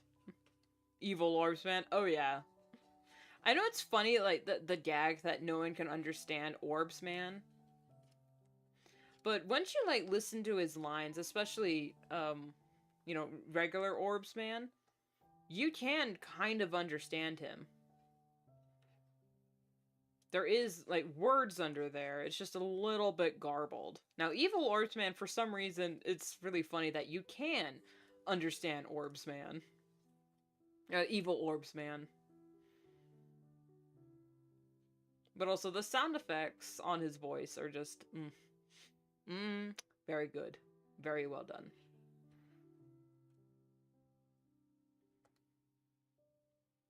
Favorite NPC, though, is gonna have to... Like, I like Gummy Goo, but he's not like... I'm not going gaga for Gummy Goo. You know, and Disappearing Guy definitely made me laugh so hard. Same with Ming. Ming and Disappearing Guy, man, those two gags were so funny. I quote them all the time.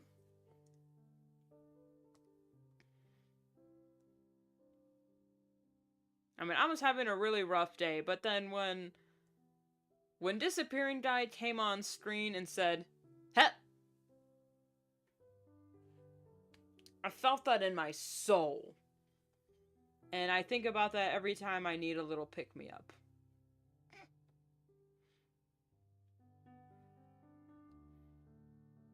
The Gloink Queen? Yeah. Well, that's basically her name, is the Gloink Queen. She's also really cool, too. But, it's really hard picking a favorite NPC, because they're... Same thing with with the main cast. They're all good in their own way. It's just some characters, like, you just resonate with them a little bit more. Because, like, if you can't tell, Kane is my favorite character.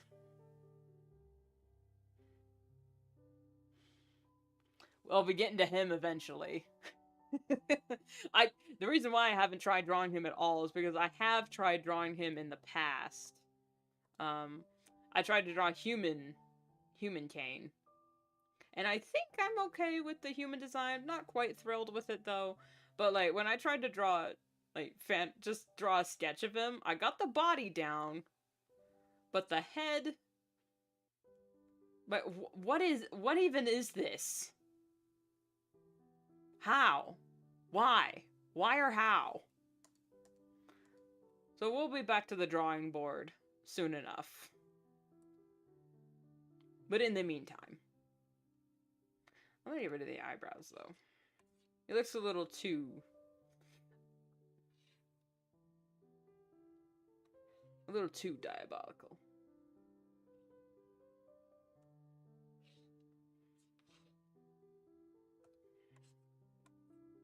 I think it's illegal for Kane to show any sort of...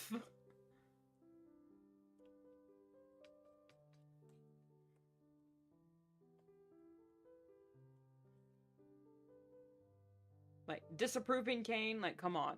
Kinger? Like, oh my god. Did I say Kane? I meant Kinger. Both a cuh sound, so...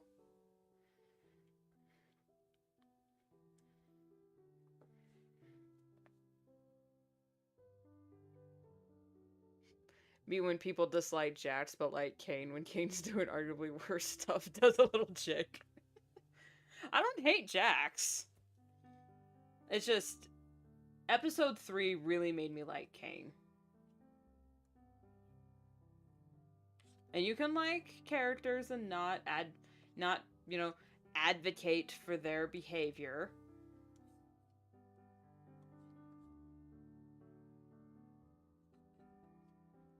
Kinder's your favorite? Yeah. He's second for me. Behind his autistic son.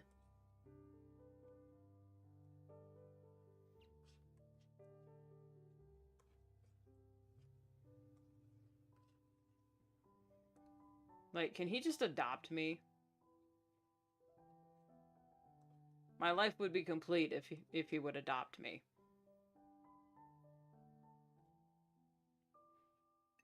Especially his little redemption. Oh man, I was cheesing that whole time. That credit sequence showing Kane become part of their found family, and not Zubul, Gangle showing him her art, Zubul making him a drink, him playing softball with Ragatha, father-son fishing trip with Kinger. Like, come on! Say what you... You can have critiques, you can not like the finale, you can even not like the show, but let me enjoy my happy ending with my little autistic dentures AI bot. Shut up, man. He's my boy.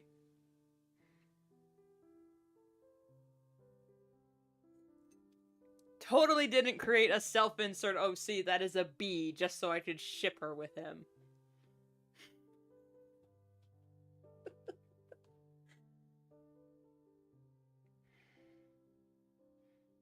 I'm gonna do the hands in a different pose. This isn't, whoops, this isn't working for me.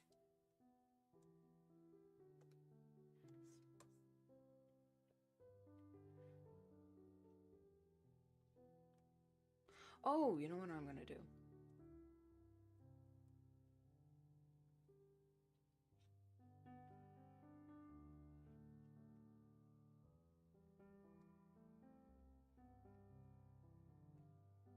I'm gonna try and draw a gun without using a reference sheet.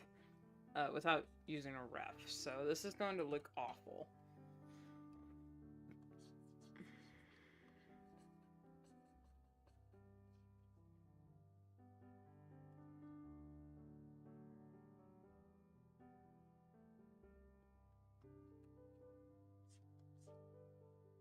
Did you and your friends sing the song One Who's Running the Show? I mean, because I did. Definitely I did in my theater. I didn't care if I was the only one singing it. I probably wasn't. I just couldn't hear him. I was just too busy having a blast myself.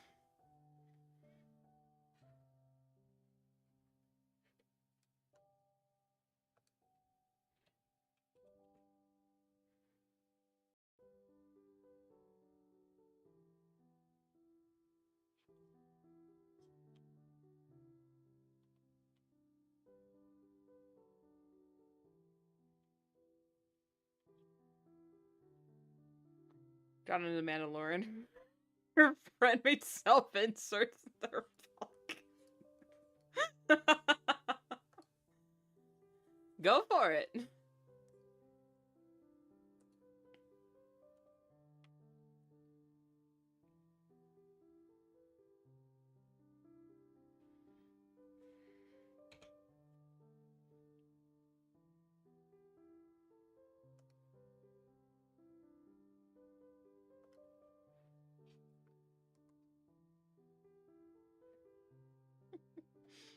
Get you a man who can do both.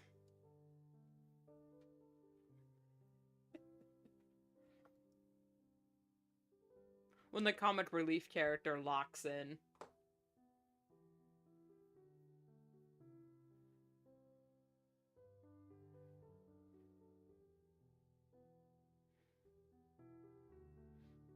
Well, man, I didn't have the like the whole theater to myself, so I was just sitting there like the whole time. I enjoyed it. I'm not gonna say it was, you know, bad or good or certain other things should have happened because I wasn't in the writer's room. I don't know what was going on behind the scenes. Goose was obviously going through a lot of stuff just with the fandom. And if this is this is the finale we get, and this is, you know, chapter closed on Amazing Digital Circus, I'm okay with it. It was a fun ride.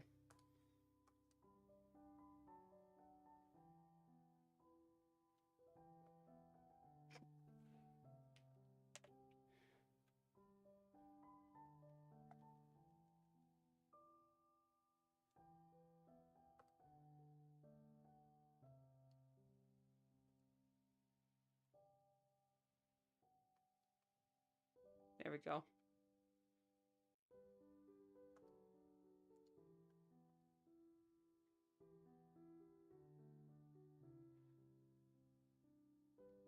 If I were to redesign Kinger, as in like giving him my own little like own little design notes, I would definitely make this a little bit fluffy to show that it's fur.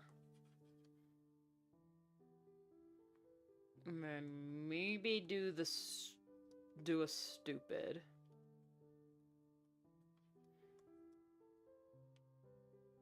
Because he's supposed to be a chess piece. It was probably not a whole... No, that looks bad. I thought it was in my head it looked good. So I guess the only thing I'd add is fluff. I was trying to draw a crown on this rim. Not like a natural, like, historically accurate crown, but just a little thingy-majig, but it's not looking right, so I don't think I'll keep that.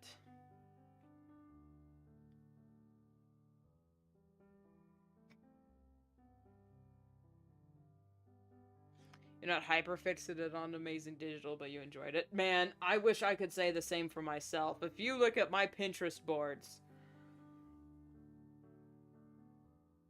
I am embarrassed by how much... like, I won't shut up about the stupid show. My family is so annoyed with me at this point, because it's all I talk about. Especially a certain pair of dentures.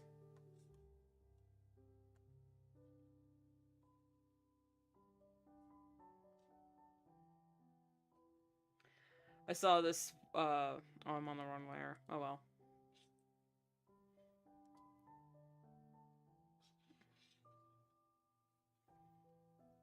This one person was like, now which of us will be the objects of your attraction? Showing the Amazing Digital Circus crew. It's like, wow, so many options. This is going to be so difficult. And then Kane comes in. Oh, sisters, I'm back from war. It's like, hello, settler. Honestly, me. It got me. Funny man got me.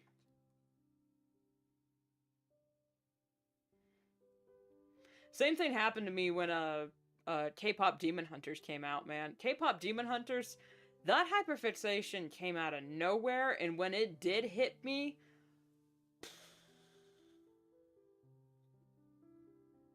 my brain was Swiss cheese. And the holes were filled with soda pop. It was awful.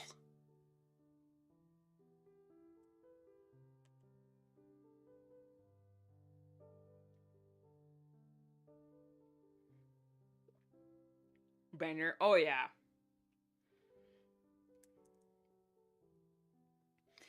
K-pop Demon Hunters is the reason why I got back into Amazing Digital Circus. Funnily enough, was someone made a comparison between, they swapped the lines of Genu and Jax. And, put each other's lines over the other scene. It was like,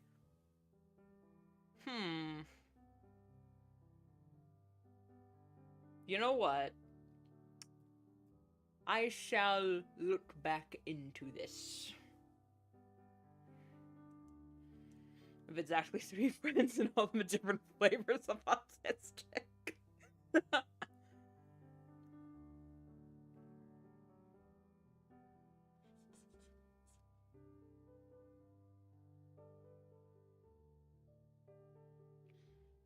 Wait, if his hand...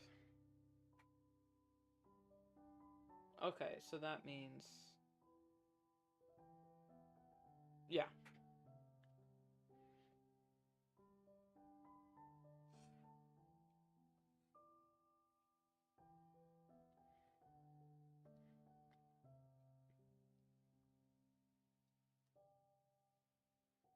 There we go. Now it shows that both his hands are there.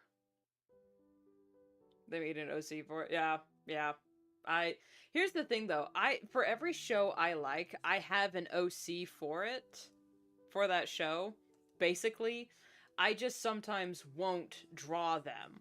When it gets to the drawing phase of the OC, then that's how you know the hyperfixation is hard. Like, it's real.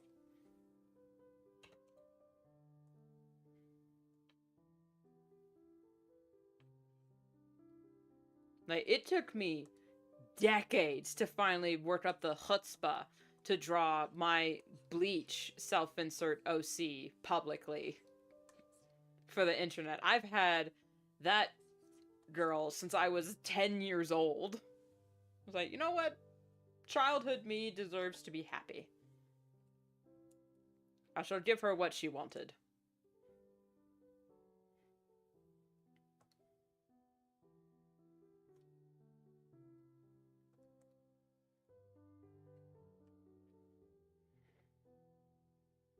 I watched it because circus and they enjoy clowns. I don't have the clown autism. I don't get it. Can someone explain clown autism to me?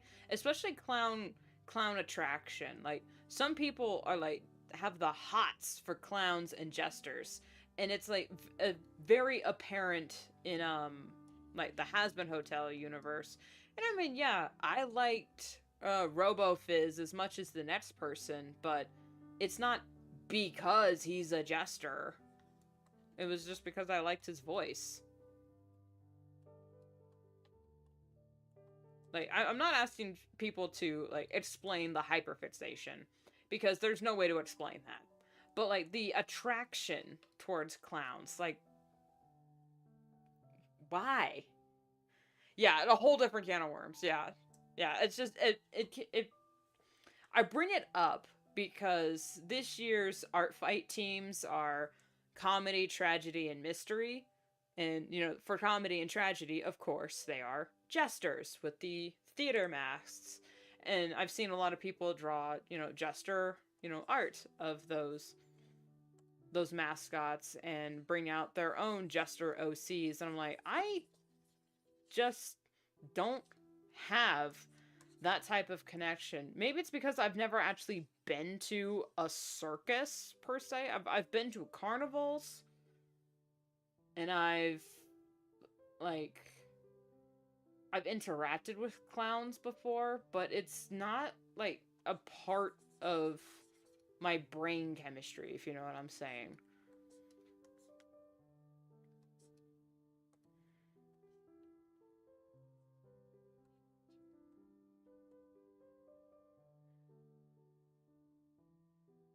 Not sure what the appeal is.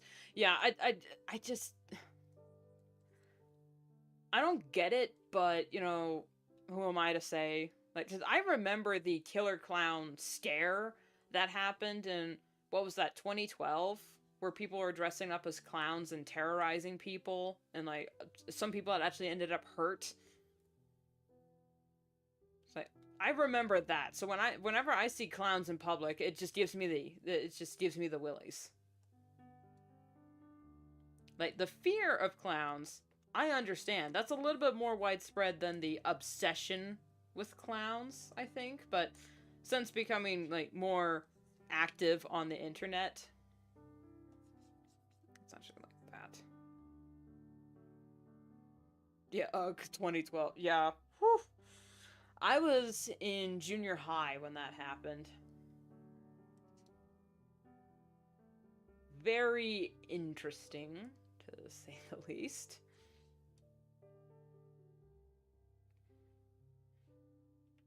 Alright, we have got to move on, man. Alright, I've been drawing the same Kinger for like 20 minutes.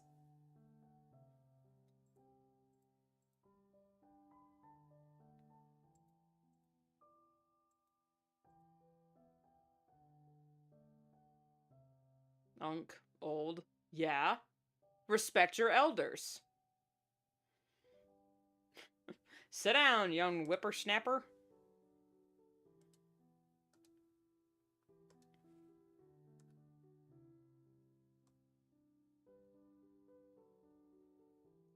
You want to see old.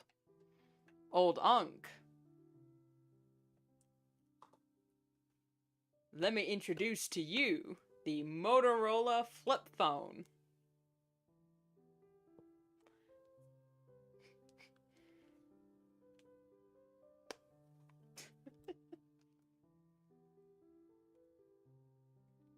It doesn't work anymore. No batteries are in it, but this was the first phone I ever had the displeasure of trying to figure out how to use. My god, was it a nightmare. Especially coming from a household where we just didn't have a whole lot of tech.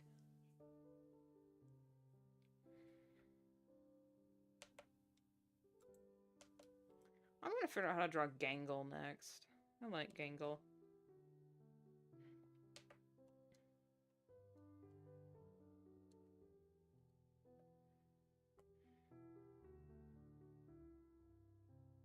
With the flicky keyboard thing. Whoosh!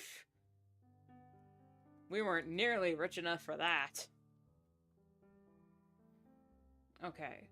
Since Gangle shape language-wise is very soft and kind of rounded, I don't want to add, you know, the this to her design, even though that does look more like, what? Do you know where the mini shop vac is? Yeah, it's by Mom's vibrator thing.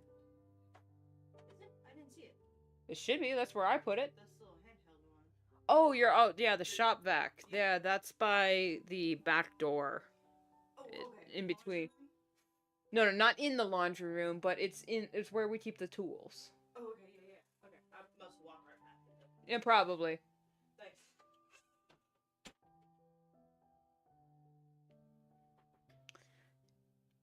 Excuse me. What was I saying? Oh yeah, even though like drawing Gangle's mask with little cat ears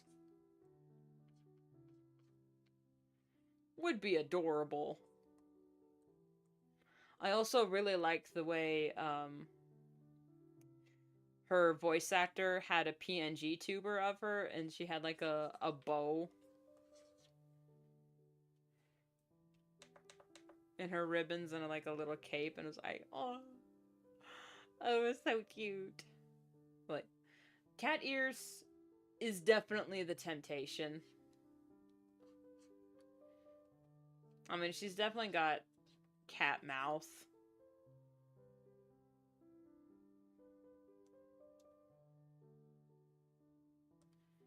But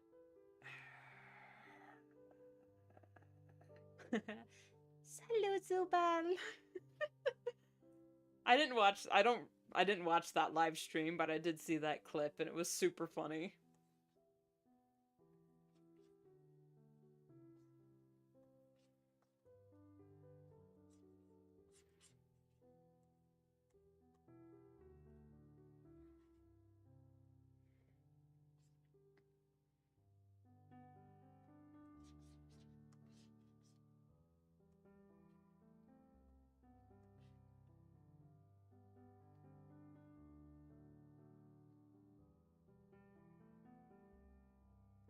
Face-wise, Gangle's pretty easy to draw.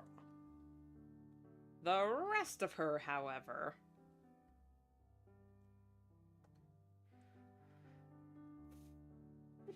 like, figuring out how to draw Pokemon. Okay, hold up.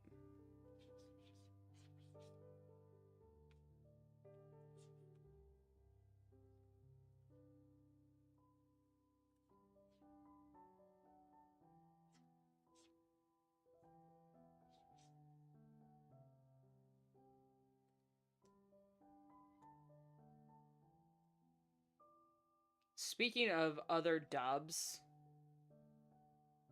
I went on a binge of Russian Digital Circus. Because, oh my, Russian Kane was something else entirely. Especially when Kane was having his crash out, his episode 8 crash out. Do yourself a favor. Noise canceling headphones, Russian dub.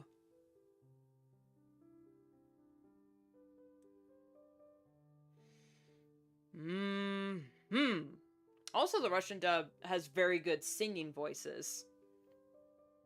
With both the one who's running the show and Daisy Bell. Because if you didn't realize, in the Russian dub, Kane and Jax have the same voice actor, Max Mann. And he's really good. I don't know what else he's been in, but I hope he doesn't stop voice acting. Because he's insanely talented.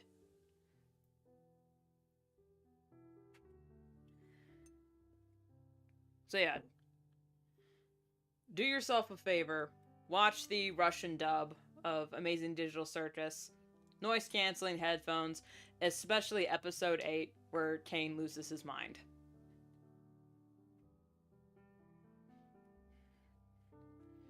That's how I spend a Friday evening.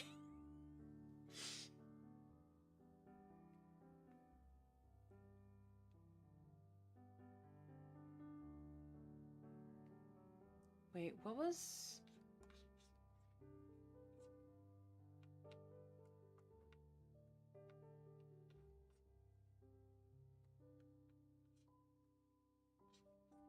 Yeah, I'd have to... Shush. Not on main. Never on main. Which is why I'll never do a watch party. Because didn't... Oh my god, I'm totally blanking. Like, I can see it, but I also can't. It's like...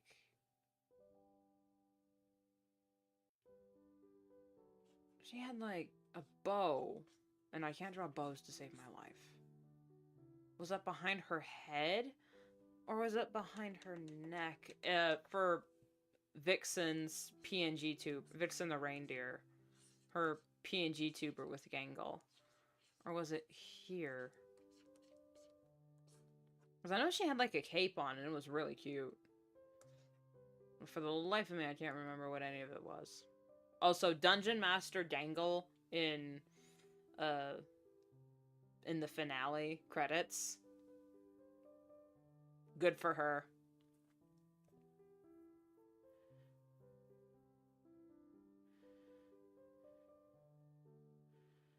People usually give them a sharper mask.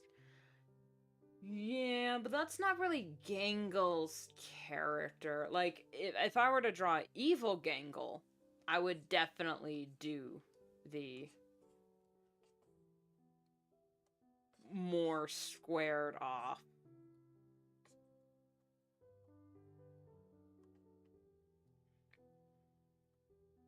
Like, more pointy shape for evil Gangle.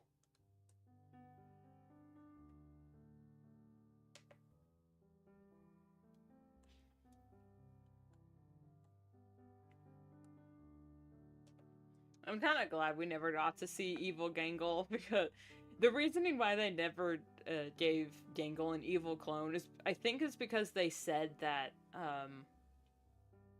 Gangle got abused enough that they didn't want to give her an evil version.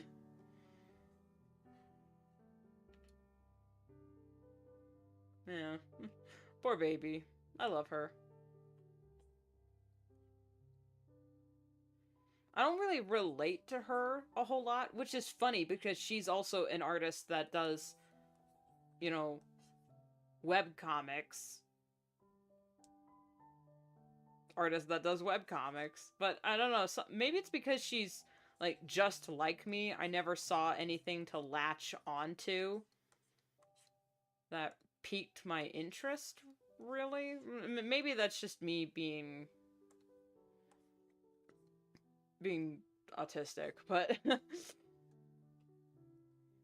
something about the way Kane said, "Making adventures is my art. It's all I exist to do, all I'm good at." And, what you're saying that could imply that I'm bad at the only thing I'm good at, and that'd be...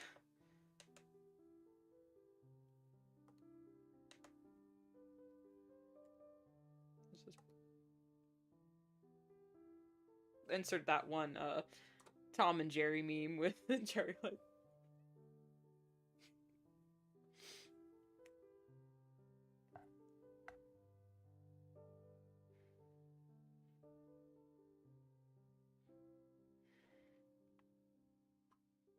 I mean, if I ever do draw... Okay, I need to label this. This is evil Gangle.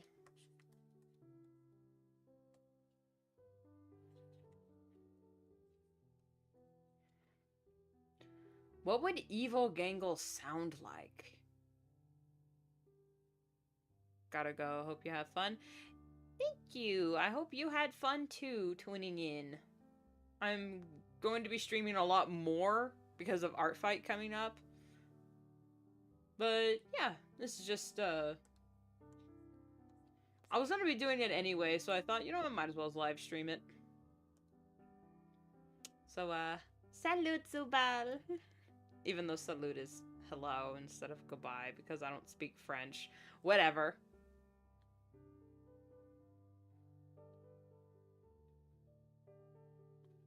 What was I just talking about? God dang it. What was...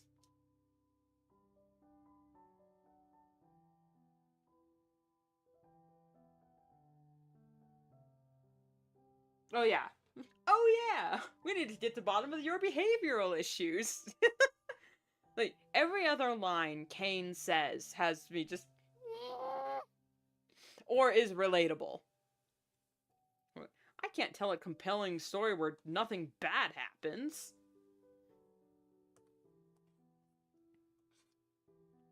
Does Bubble... Yeah, Bubble would count as an NPC, right? Even though he's part of Kane. Because Bubble also made me... Bubble makes me laugh the hardest.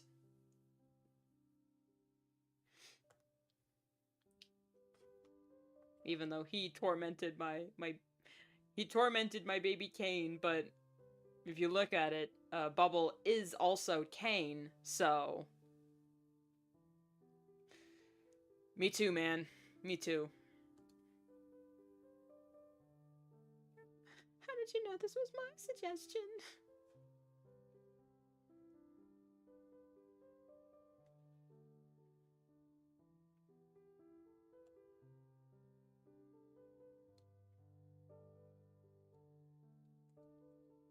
First she draws anime, now she's ropes us into one. She must be one of those, losers.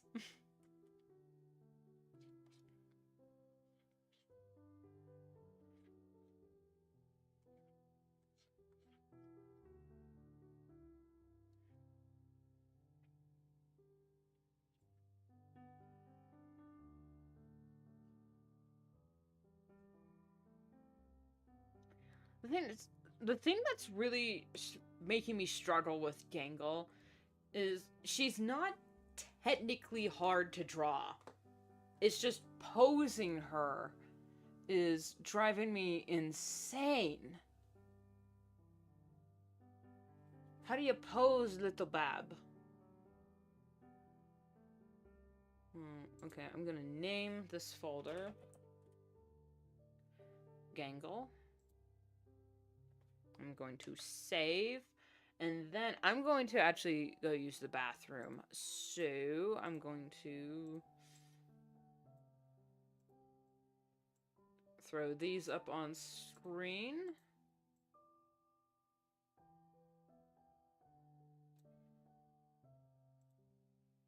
So you guys have something to look at in the meantime.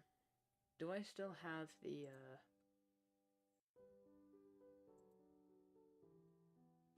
no, let's not do that. I will be right back.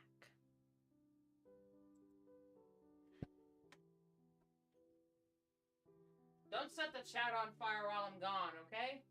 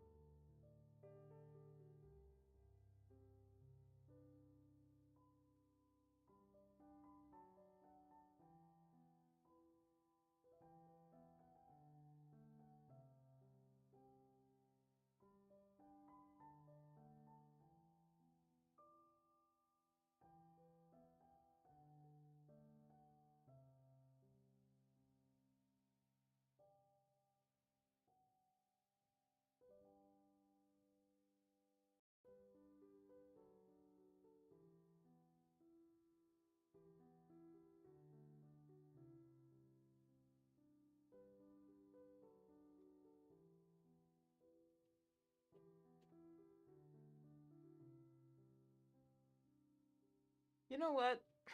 I'm back. If you couldn't tell. I need someone or myself to draw Kaufmo doing that whole crash out that Aaron did with what Sonic game was that? It was the one where Knuckles got stuck on that wall.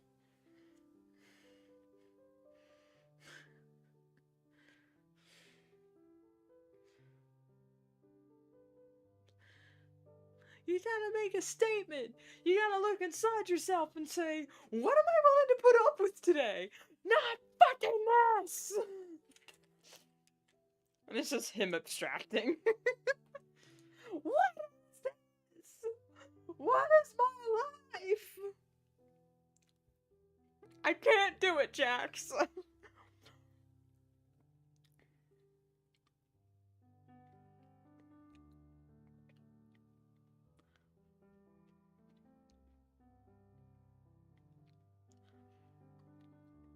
I appreciate it, but look what we're dealing with, man.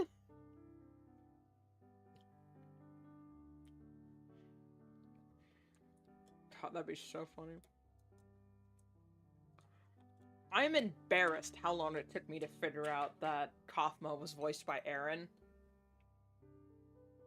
Had no idea. Watching the entire finale, had no idea it was voiced by Aaron. I'm mad at myself for not realizing that.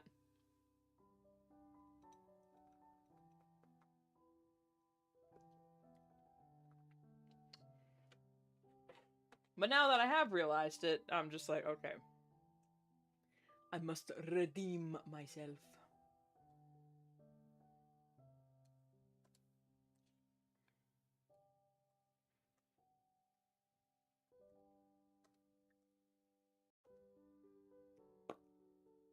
I probably still won't get around to drawing Kane in any of these streams because it's just gonna be...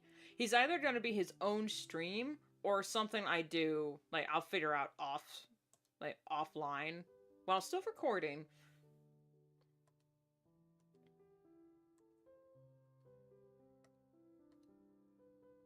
Because I can tell, like, Kane is gonna take, like, all of my concentration to figure out. So, whenever I end up doing it, I'm going to be completely nonverbal.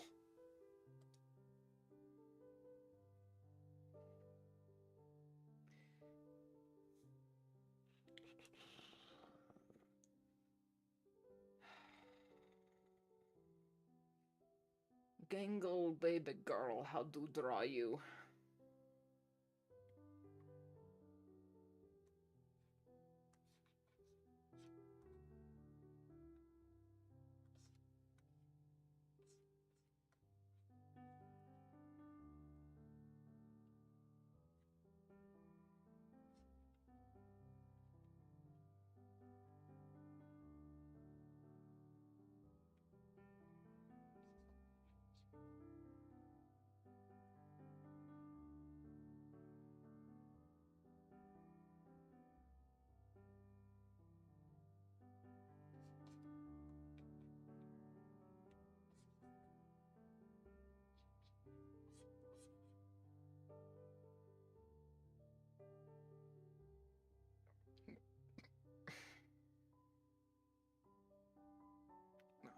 No.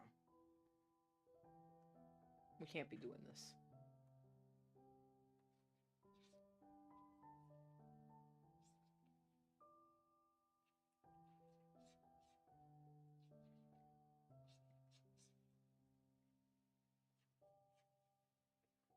If I make her mask more heart-shaped, I think that'd be easier for me to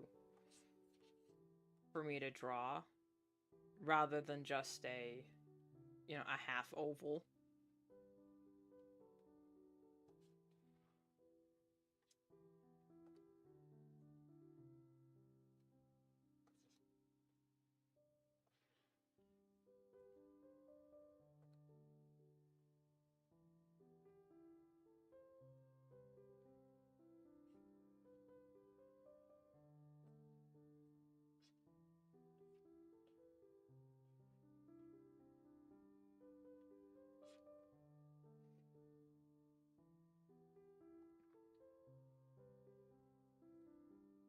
Oh, Gangle.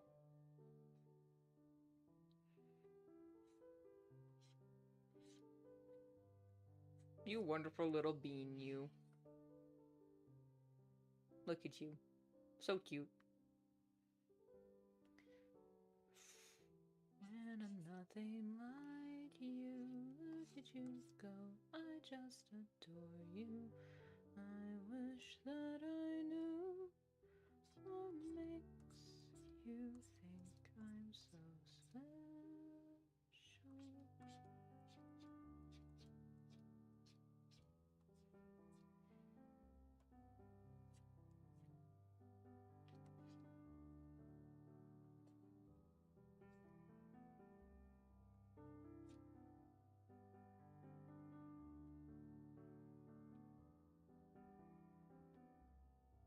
No, wait, no.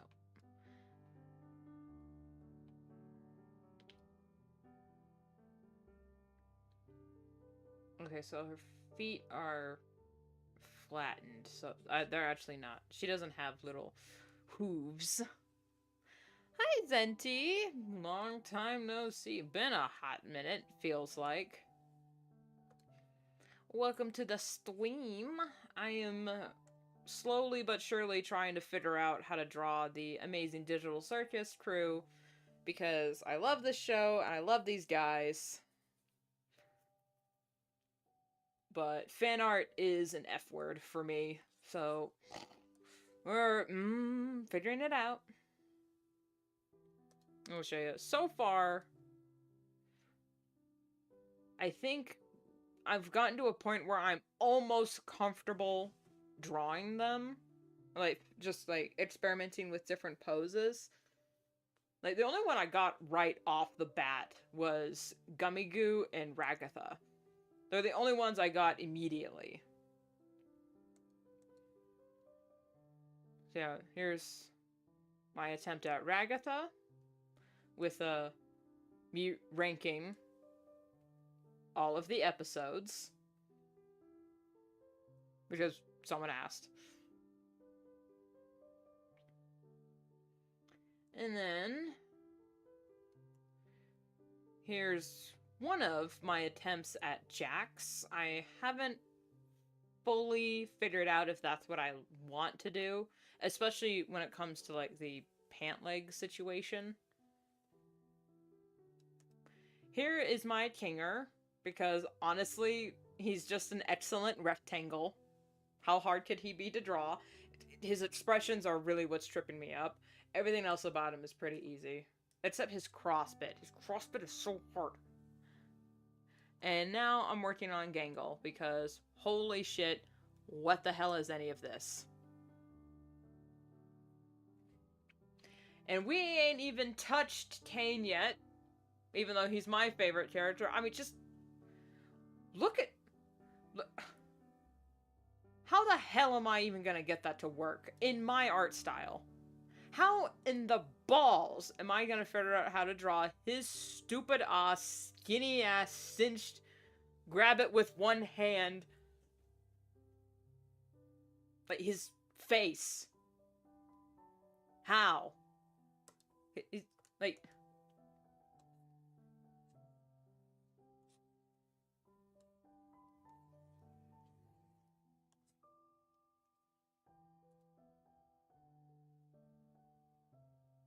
How?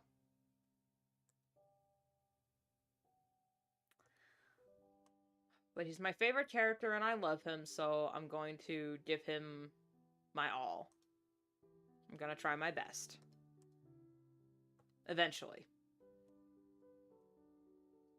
Like, I've barely figured out how to draw Zooble. I mean, I thought, check this out. This was my first attempt at drawing Zooble, and oh my, was I struggling? Just shapes, man. Shapes. How do shape?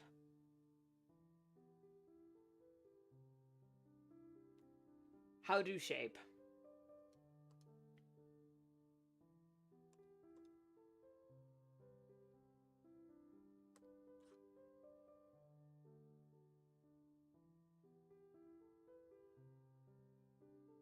Okay, so she's actually bent here.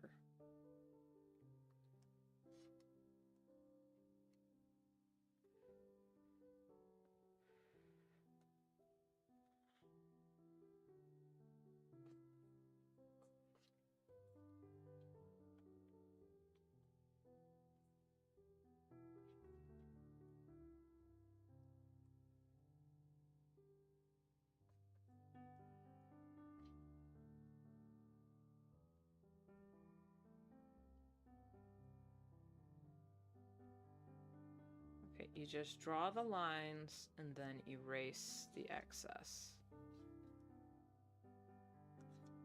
Draw the lines, erase the excess. No, wait, that was the line.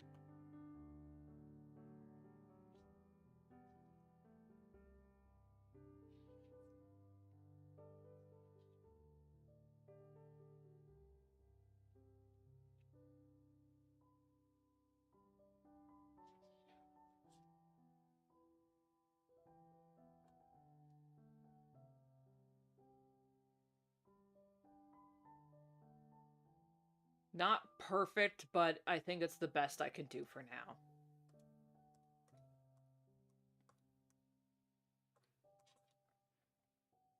She's adorable, though.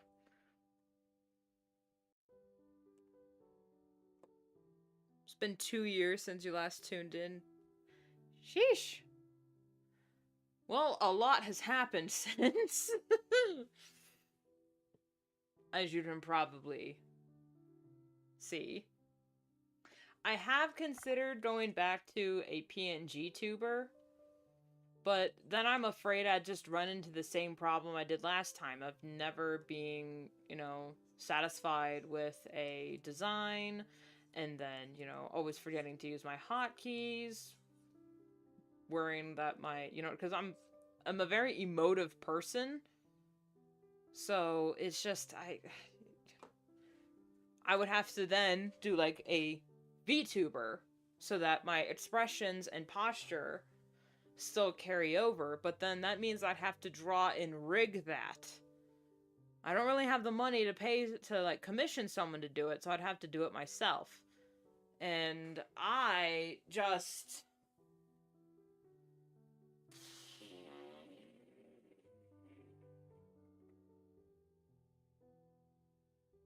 I'd sooner not.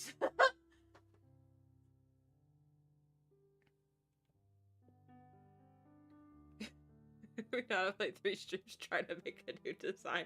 Shut up. 5 actually, but who's counting?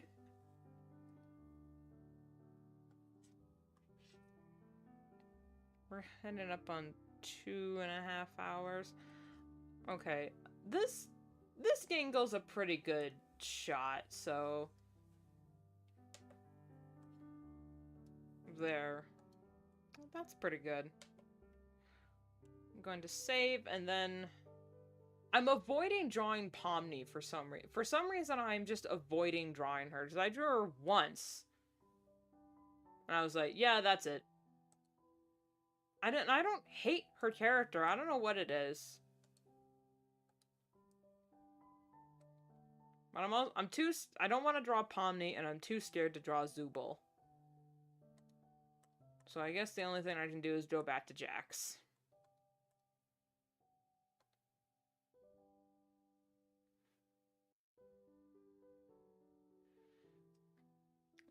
Pomni does not seem that bad to draw. Yeah, I mean, she's not that hard. Ah!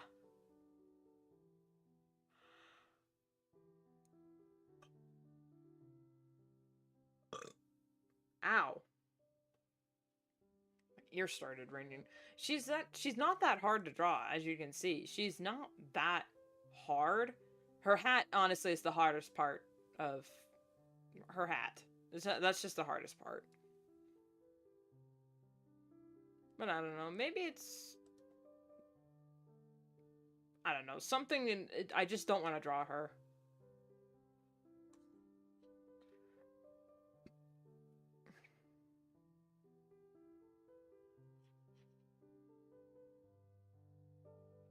Okay, you know what I'm gonna do? I'm gonna draw the same pose with Jax, but with my version.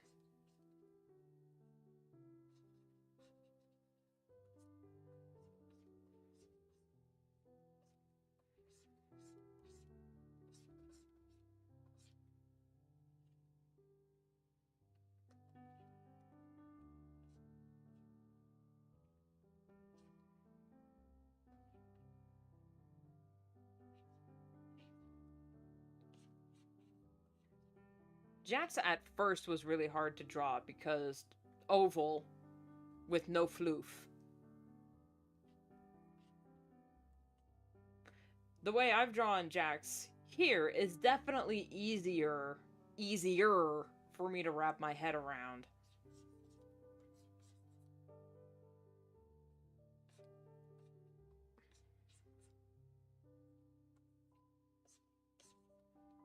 Jax, oh yeah.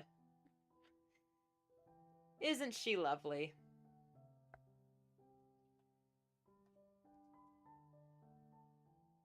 I can't believe that's canon.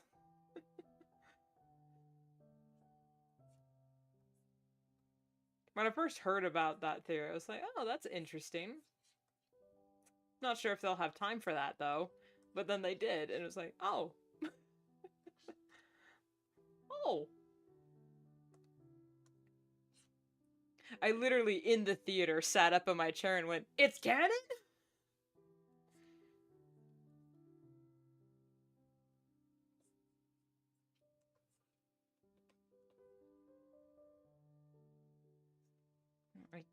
I can't do this. I can't do bean sprout. I can't do noodle. I need bones. Alright, and like, just structure to work off of. So...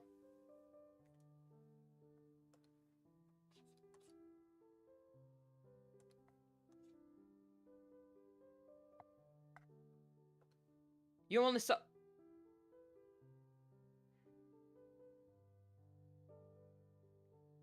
It's on YouTube now. You can watch it. It's only 50 minutes. It is an amazing ride. An emotional roller coaster. It's beautiful. I will be making references. Yeah, Jax is meant to be rubber hose. I know! Which is just... Ah! I love that they're referencing that style with Jax. Especially like Oswald. I'm thinking of like Oswald the Rabbit.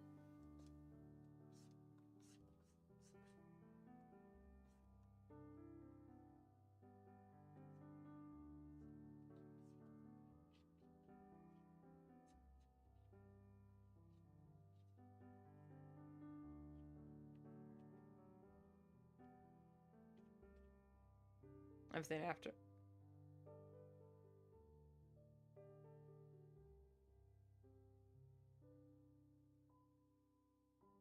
Zenti, I'm gonna tie you to a chair and have your eyes open like that one scene in the horror film and force you to watch this show. I'm not. It's okay if you don't. It's like, I won't say you're missing out on so much, but if it's not for you, it's fine. Don't force yourself to watch something that you're not going to enjoy.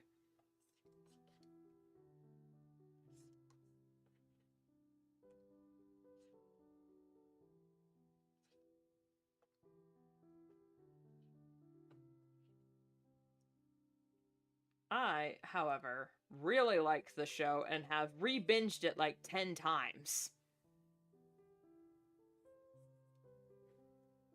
The fandom chased you away, not trying to be related with that fandom half the time. That's why I don't interact. I don't interact with the fandom. Just ignore them. Enjoy the show for what it is.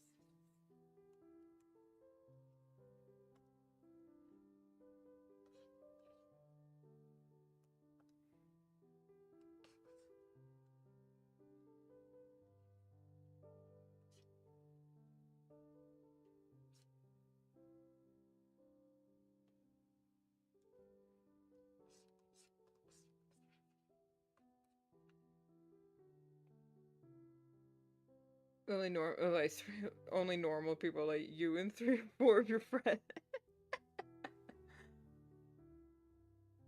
There are actually a lot of normal fans out there. It's just you gotta... Well, actually, to quote the Fudge, if you knew what I did in my free time, you'd be sickened. I'm normal online about it because holy digital footprint. In my head and on alternate accounts, however, completely different people.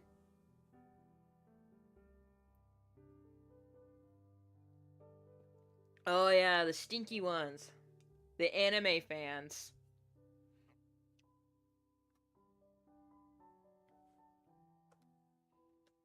When I do the gloves thing, like, I understand it's an artistic choice, but I just can't do the gloves thing. So either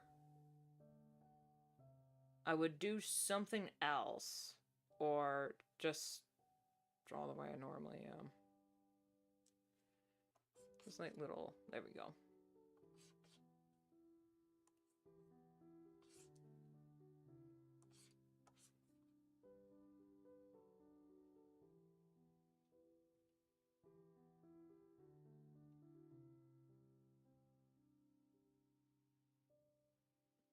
Is his hand pointed the other way?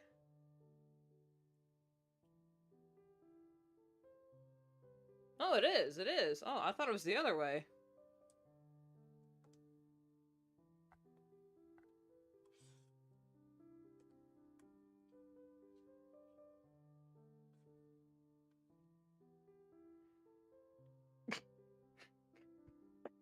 I think the gloves are artistic choice.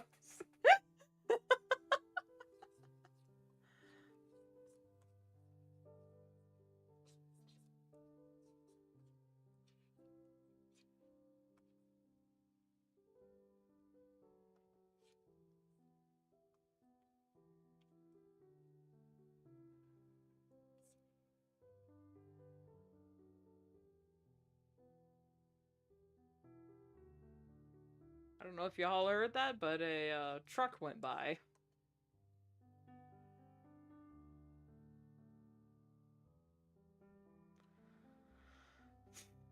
Alright. Roll for initiative. How do you want to do this? Well, first we start by not knocking over my coffee.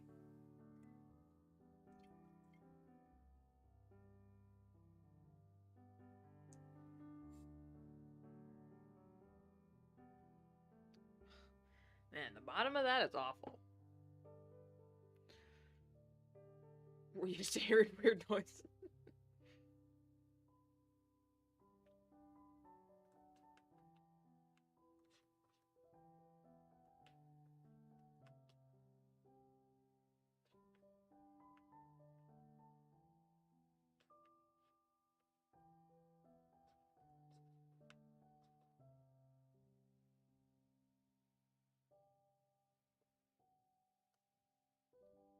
So it's either the cars or the dogs. Yep, or the cat wanting inside. But, she's in. That creature.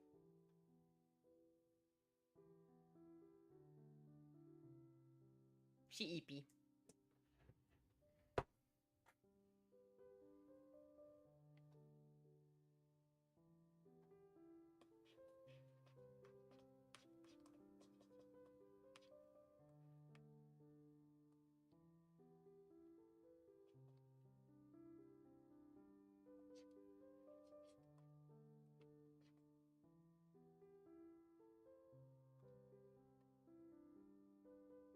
Move the head. The head and neck situation is just not something I'm used to.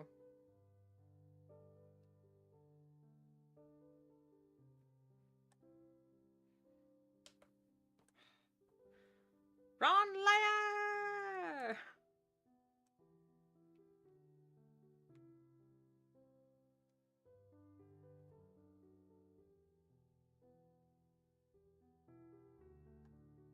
Oh, the lava. Run. Run, lava.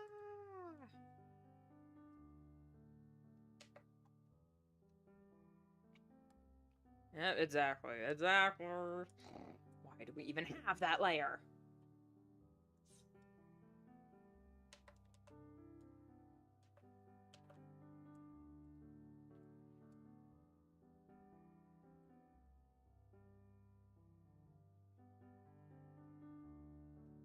Wrong lasso tool.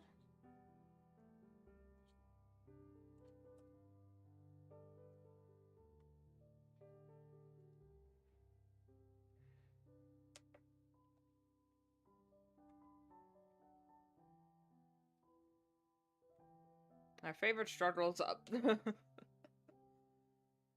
Yep. The layers, the frames.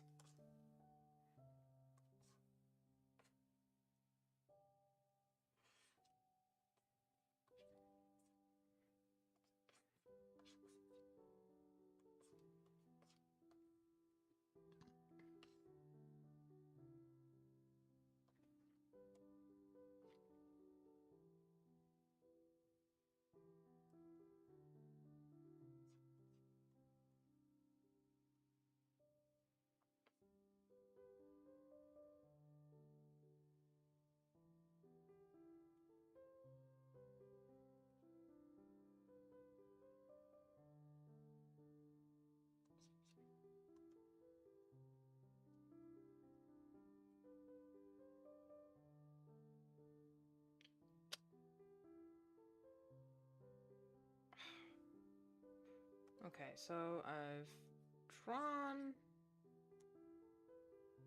her wrong. Again.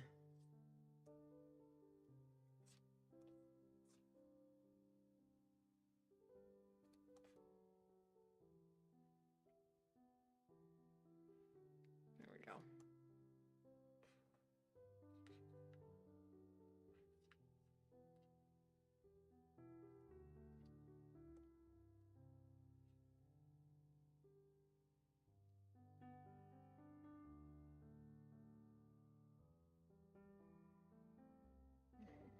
There we go.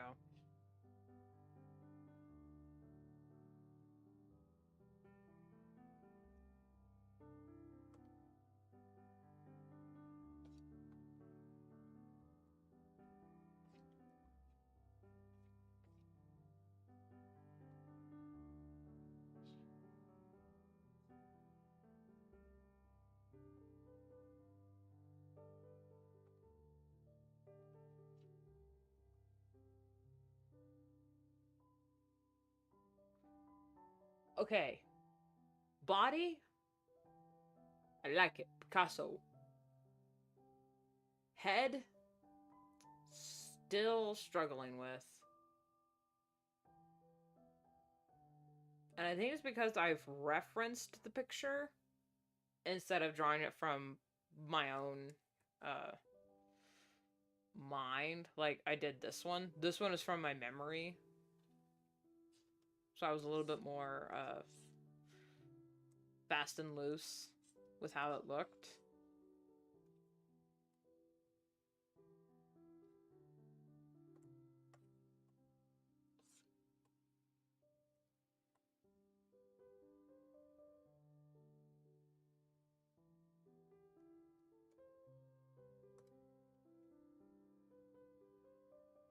Fluffy Jacks is cute. I know.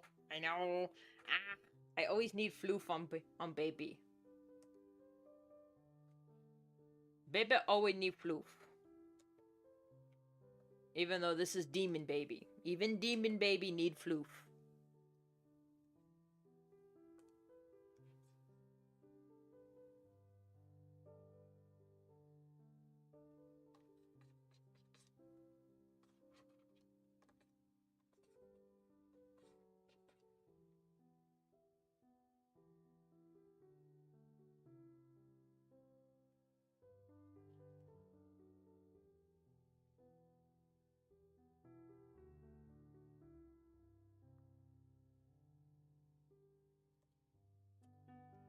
Get your Jack's toy, have a little laugh, boy. Though you're not down to clown, but I won't let that get me down. I'm your Jack's toy. I'd say I'm sorry, but that's not the kind of party.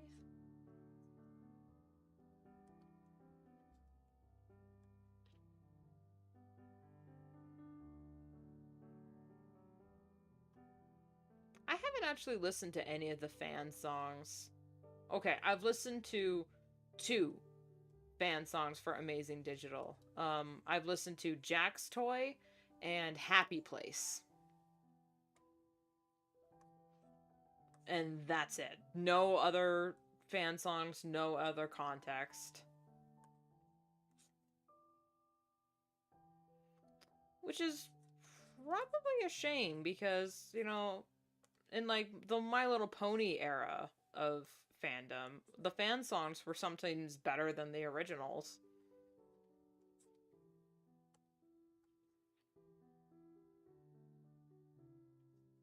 Oh god, yeah, that thing. Oh my god. Yeah, no thanks. Happy Place was pretty fun. It's from that one channel that does the, quirky Minecraft animations.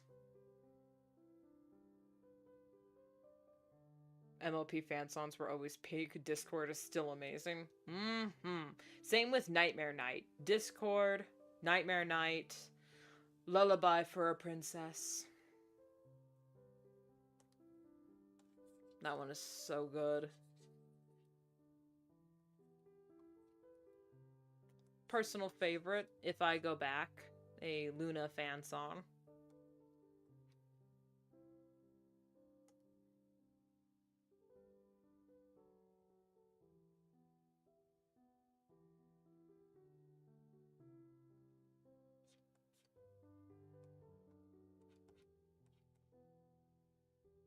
I just remembered I said, because her outfit reminds me of Boris.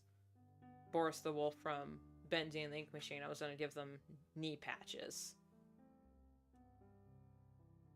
I don't know if they're going to be a different color. We also never see Jax utilize the pocket. If I was in the digital circus, that's one thing I would ask Kane for. It's like, can you, like, give me pockets on this thing? Or maybe since the designs perfectly encapsulate their mind files, maybe I automatically have pockets. Because I always need someplace to put my hands.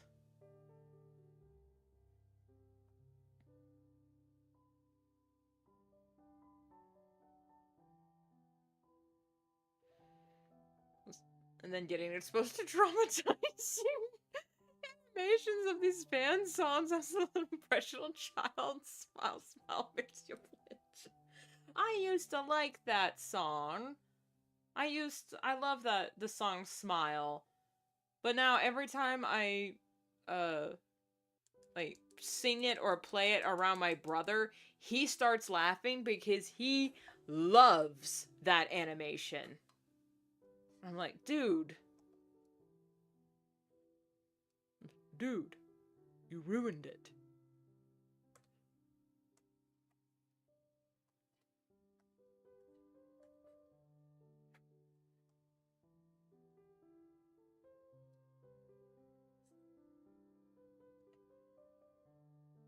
God, man, watching the finale for Amazing Digital in theaters is definitely gonna be an experience I take with me for a while. That was so fun. And having the stupid fish come on screen, hey there! Be sure to turn off all your cellular devices and spoil nothing until its general release. Usually Kane does these things, but he's dead. I died once. It was dark. There was nothing there. It's like, oh my god. Glitch, please post that to YouTube. That was so funny.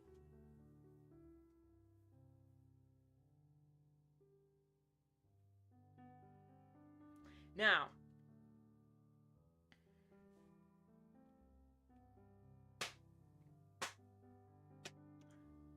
My Little Pony fan songs, peak. However, My Little Pony creepypastas, I think, hot take, My Little Pony creepypastas are, for the most part, better than the majority of regular pastas. Especially ones like Something Sweet to Bite. That one was amazing. Apple Sleep Experiment. That one was fantastic. The first one I like a little bit better than the second one. Than Another Apple Sleep Experiment. But it was still good.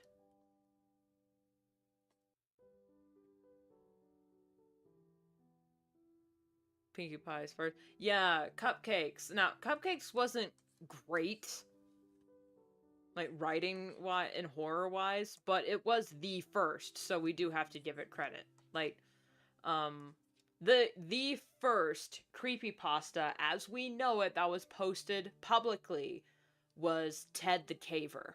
Now, Ted the Caver is, I personally like it. I love Ted the Caver. I think it's one of the better pastas out there.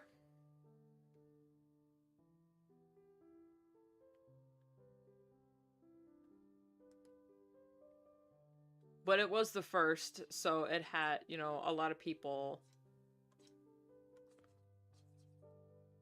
It had actually no notes. I think Ted the Caver was an amazing creepypasta, and it would also, if done right, would make a really cool movie. I'm not saying we should get a movie of Ted the Caver.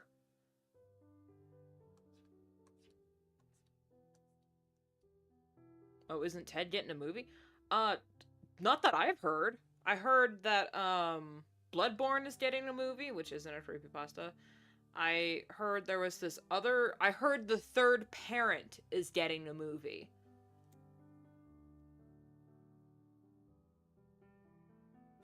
I miss the days where the names were just pronouned, the scary verb. Yeah. Jeff the Killer. Yeah.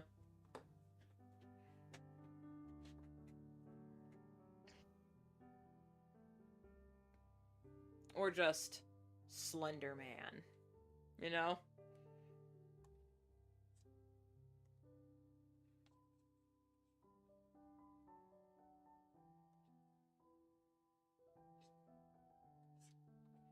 I mean, Iron Lung got a movie. Okay, yeah, Bloodborne is getting a movie. The Backrooms got a movie. I heard The Third Parent is getting a movie. And I haven't read The Third Parent, but I do know one of its content warnings was like, oh, I'm gonna have to be in the right headspace to watch this. But then I heard it's getting a movie. I'm like, really? The Third Parent is getting a movie before, like, Pen Pal or something like that. Now, Pen Pal did get an official book release, which was really good. But, like, really? Not like Pen Pal or The Russian Sleep Experiment? Like, come on, where's that movie? Or, one of my personal favorites, The Ocean is Much Deeper Than We Thought. It would definitely need a different title. But that pasta is so good, so scary, so disgusting. I would highly recommend it.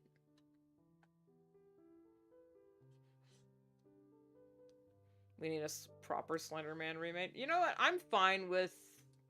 You know, I didn't like the fact that Slender Man got a movie. Because, like, we already had Marble Hornets, so in my opinion, Marble Hornets is pretty good by itself.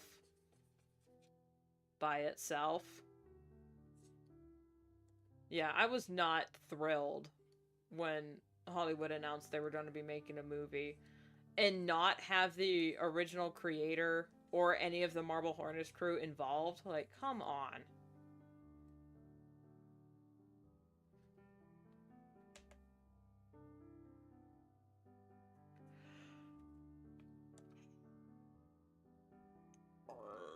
You know, Jax would have been spared their terrible fate if they did team up with. If Jax and Kinger teamed up for the They All Get Guns episode, I genuinely believe Jax would have been spared the abstraction fate, because then they would have had a talk with Kinger. And they would have realized earlier, before things got bad, that there's more to Kinger than meets the eye. And they would have gotten a good, a good talk. Plus, Kinger's a sharpshooter, so they would have won.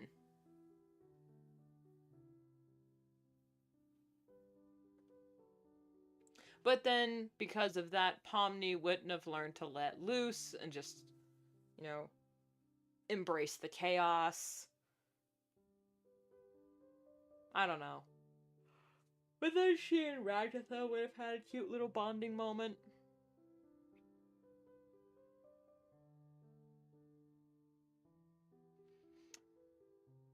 Well, that's what fan fiction is for.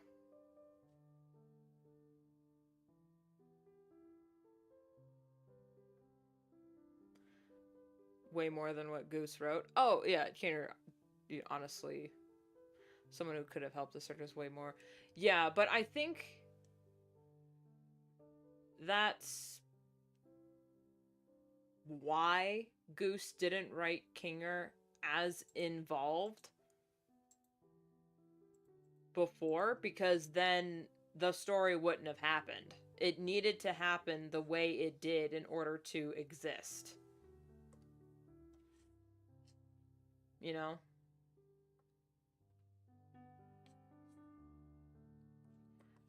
We can wonder and wander. But at the end of the day, that's the story that Goose told. This is her story. Like, it's her characters. And that's the story we got. So, I'm okay with it. It's not like with, like, big Hollywood corporations where they don't actually care. Or that, it's all just a cash grab. When it comes to indie creators, we need to stop treating them like billion-dollar corporations. And we need to stop treating billion-dollar corporations like indie creators. We need to swap those standards around.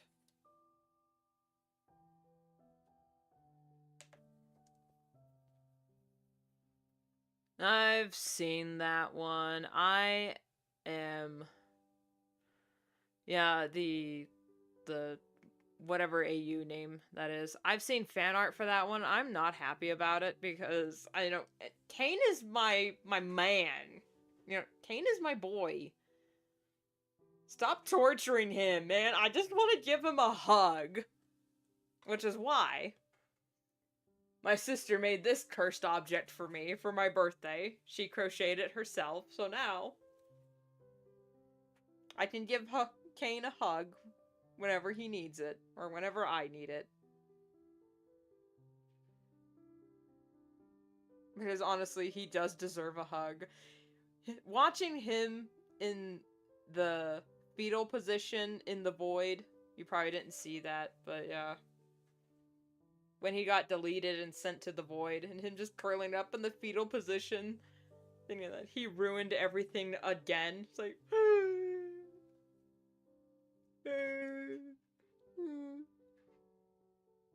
it's okay, Kane. They could never make me hate you. I don't care what anybody says. It's like, oh, Kane did such terrible things. He's such a bad person. Oh, he tortured them. It's like, I know this, and I love him.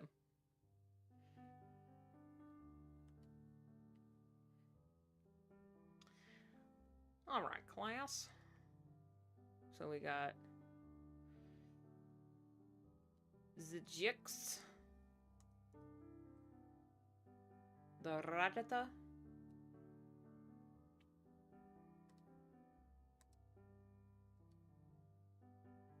and the Kinger.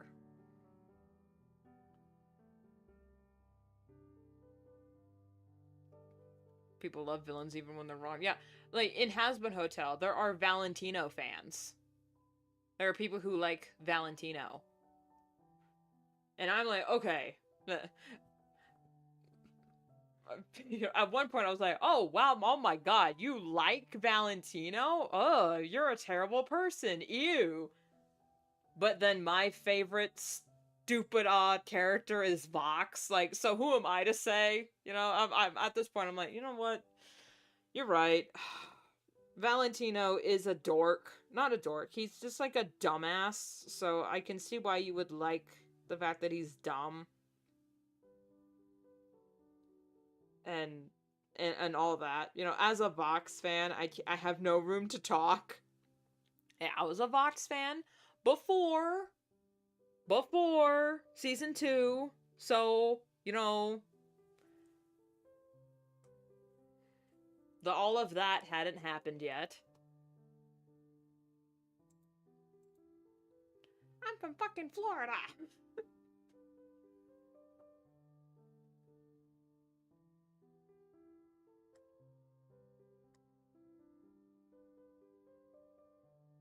Okay.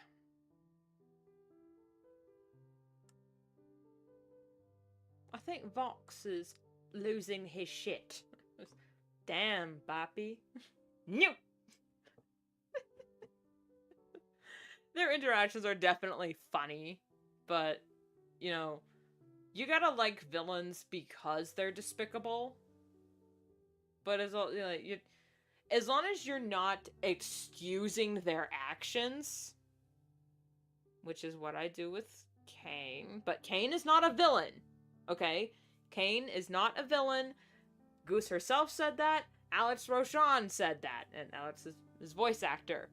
Kane is not a villain. He's just an antagonist, okay? There's a huge difference. He's an obstacle to the protagonist. He's not a villain. There are no villains. He's just misunderstood. I fucking hate saying that because it's been used all the time that, oh, he's just so misunderstood. No. Kane is not misunderstood. The people that misunderstand Kane just have no media literacy. Kane is a neglected child throwing a tantrum. That's what he was. He just wanted to feel loved, validated, and appreciated. And the things he did in order to get that are bad. But that doesn't make him a bad person, because in the finale, Kane realized what he was doing and what he had been doing was wrong. And that he had no right to keep, to keep their identities from them and to keep them under his thumb. He realized he was wrong and made a change.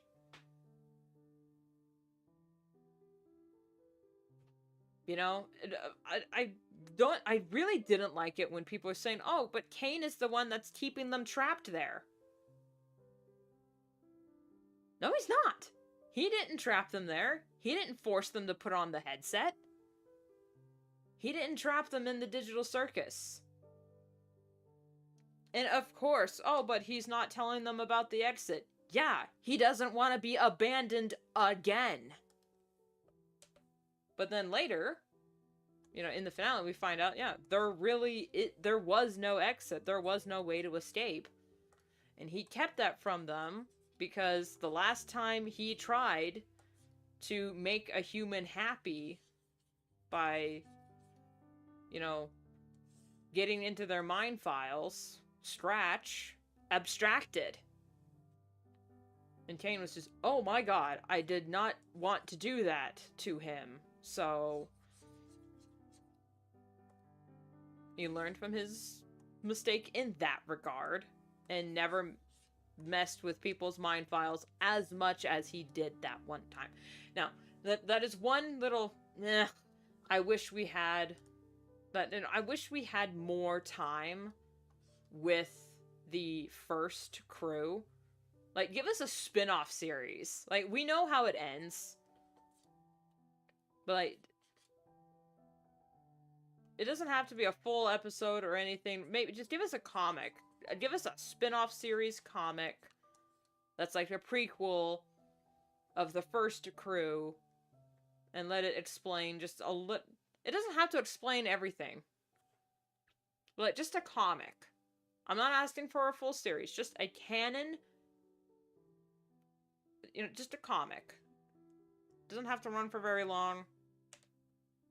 Doesn't have to explain everything. I'm okay with loose ends. That's what fan fiction is for. But, yeah, just a little something. My only, like, it really says something that my biggest critique of Amazing Digital Circus is I wish there was more. But yeah, that's literally, off the top of my head, that's literally the only critique I have. I would definitely have written the characters differently, but that's because I'm not Gooseworks.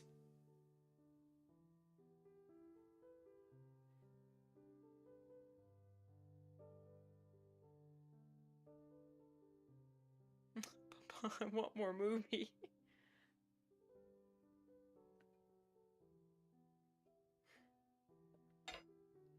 Yeah. Okay, so attempt number 2 for drawing these babs. Not bad. I think I'm the most happy with how Jax and Gangle turned out.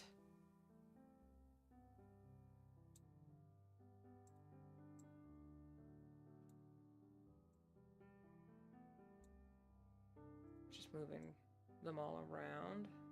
There we go. Haven't drawn Pomni or Zubul yet because I am scared. I fear no man, but that thing, it scares me. And Kane,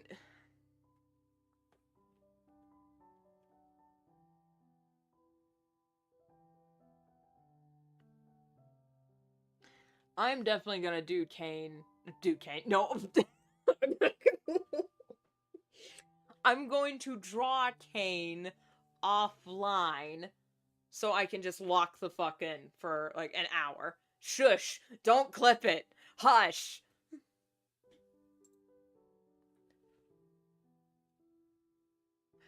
Nothing! Nothing! We're not. Shush! Screw you! I'm ending stream. Now you can't. Ha!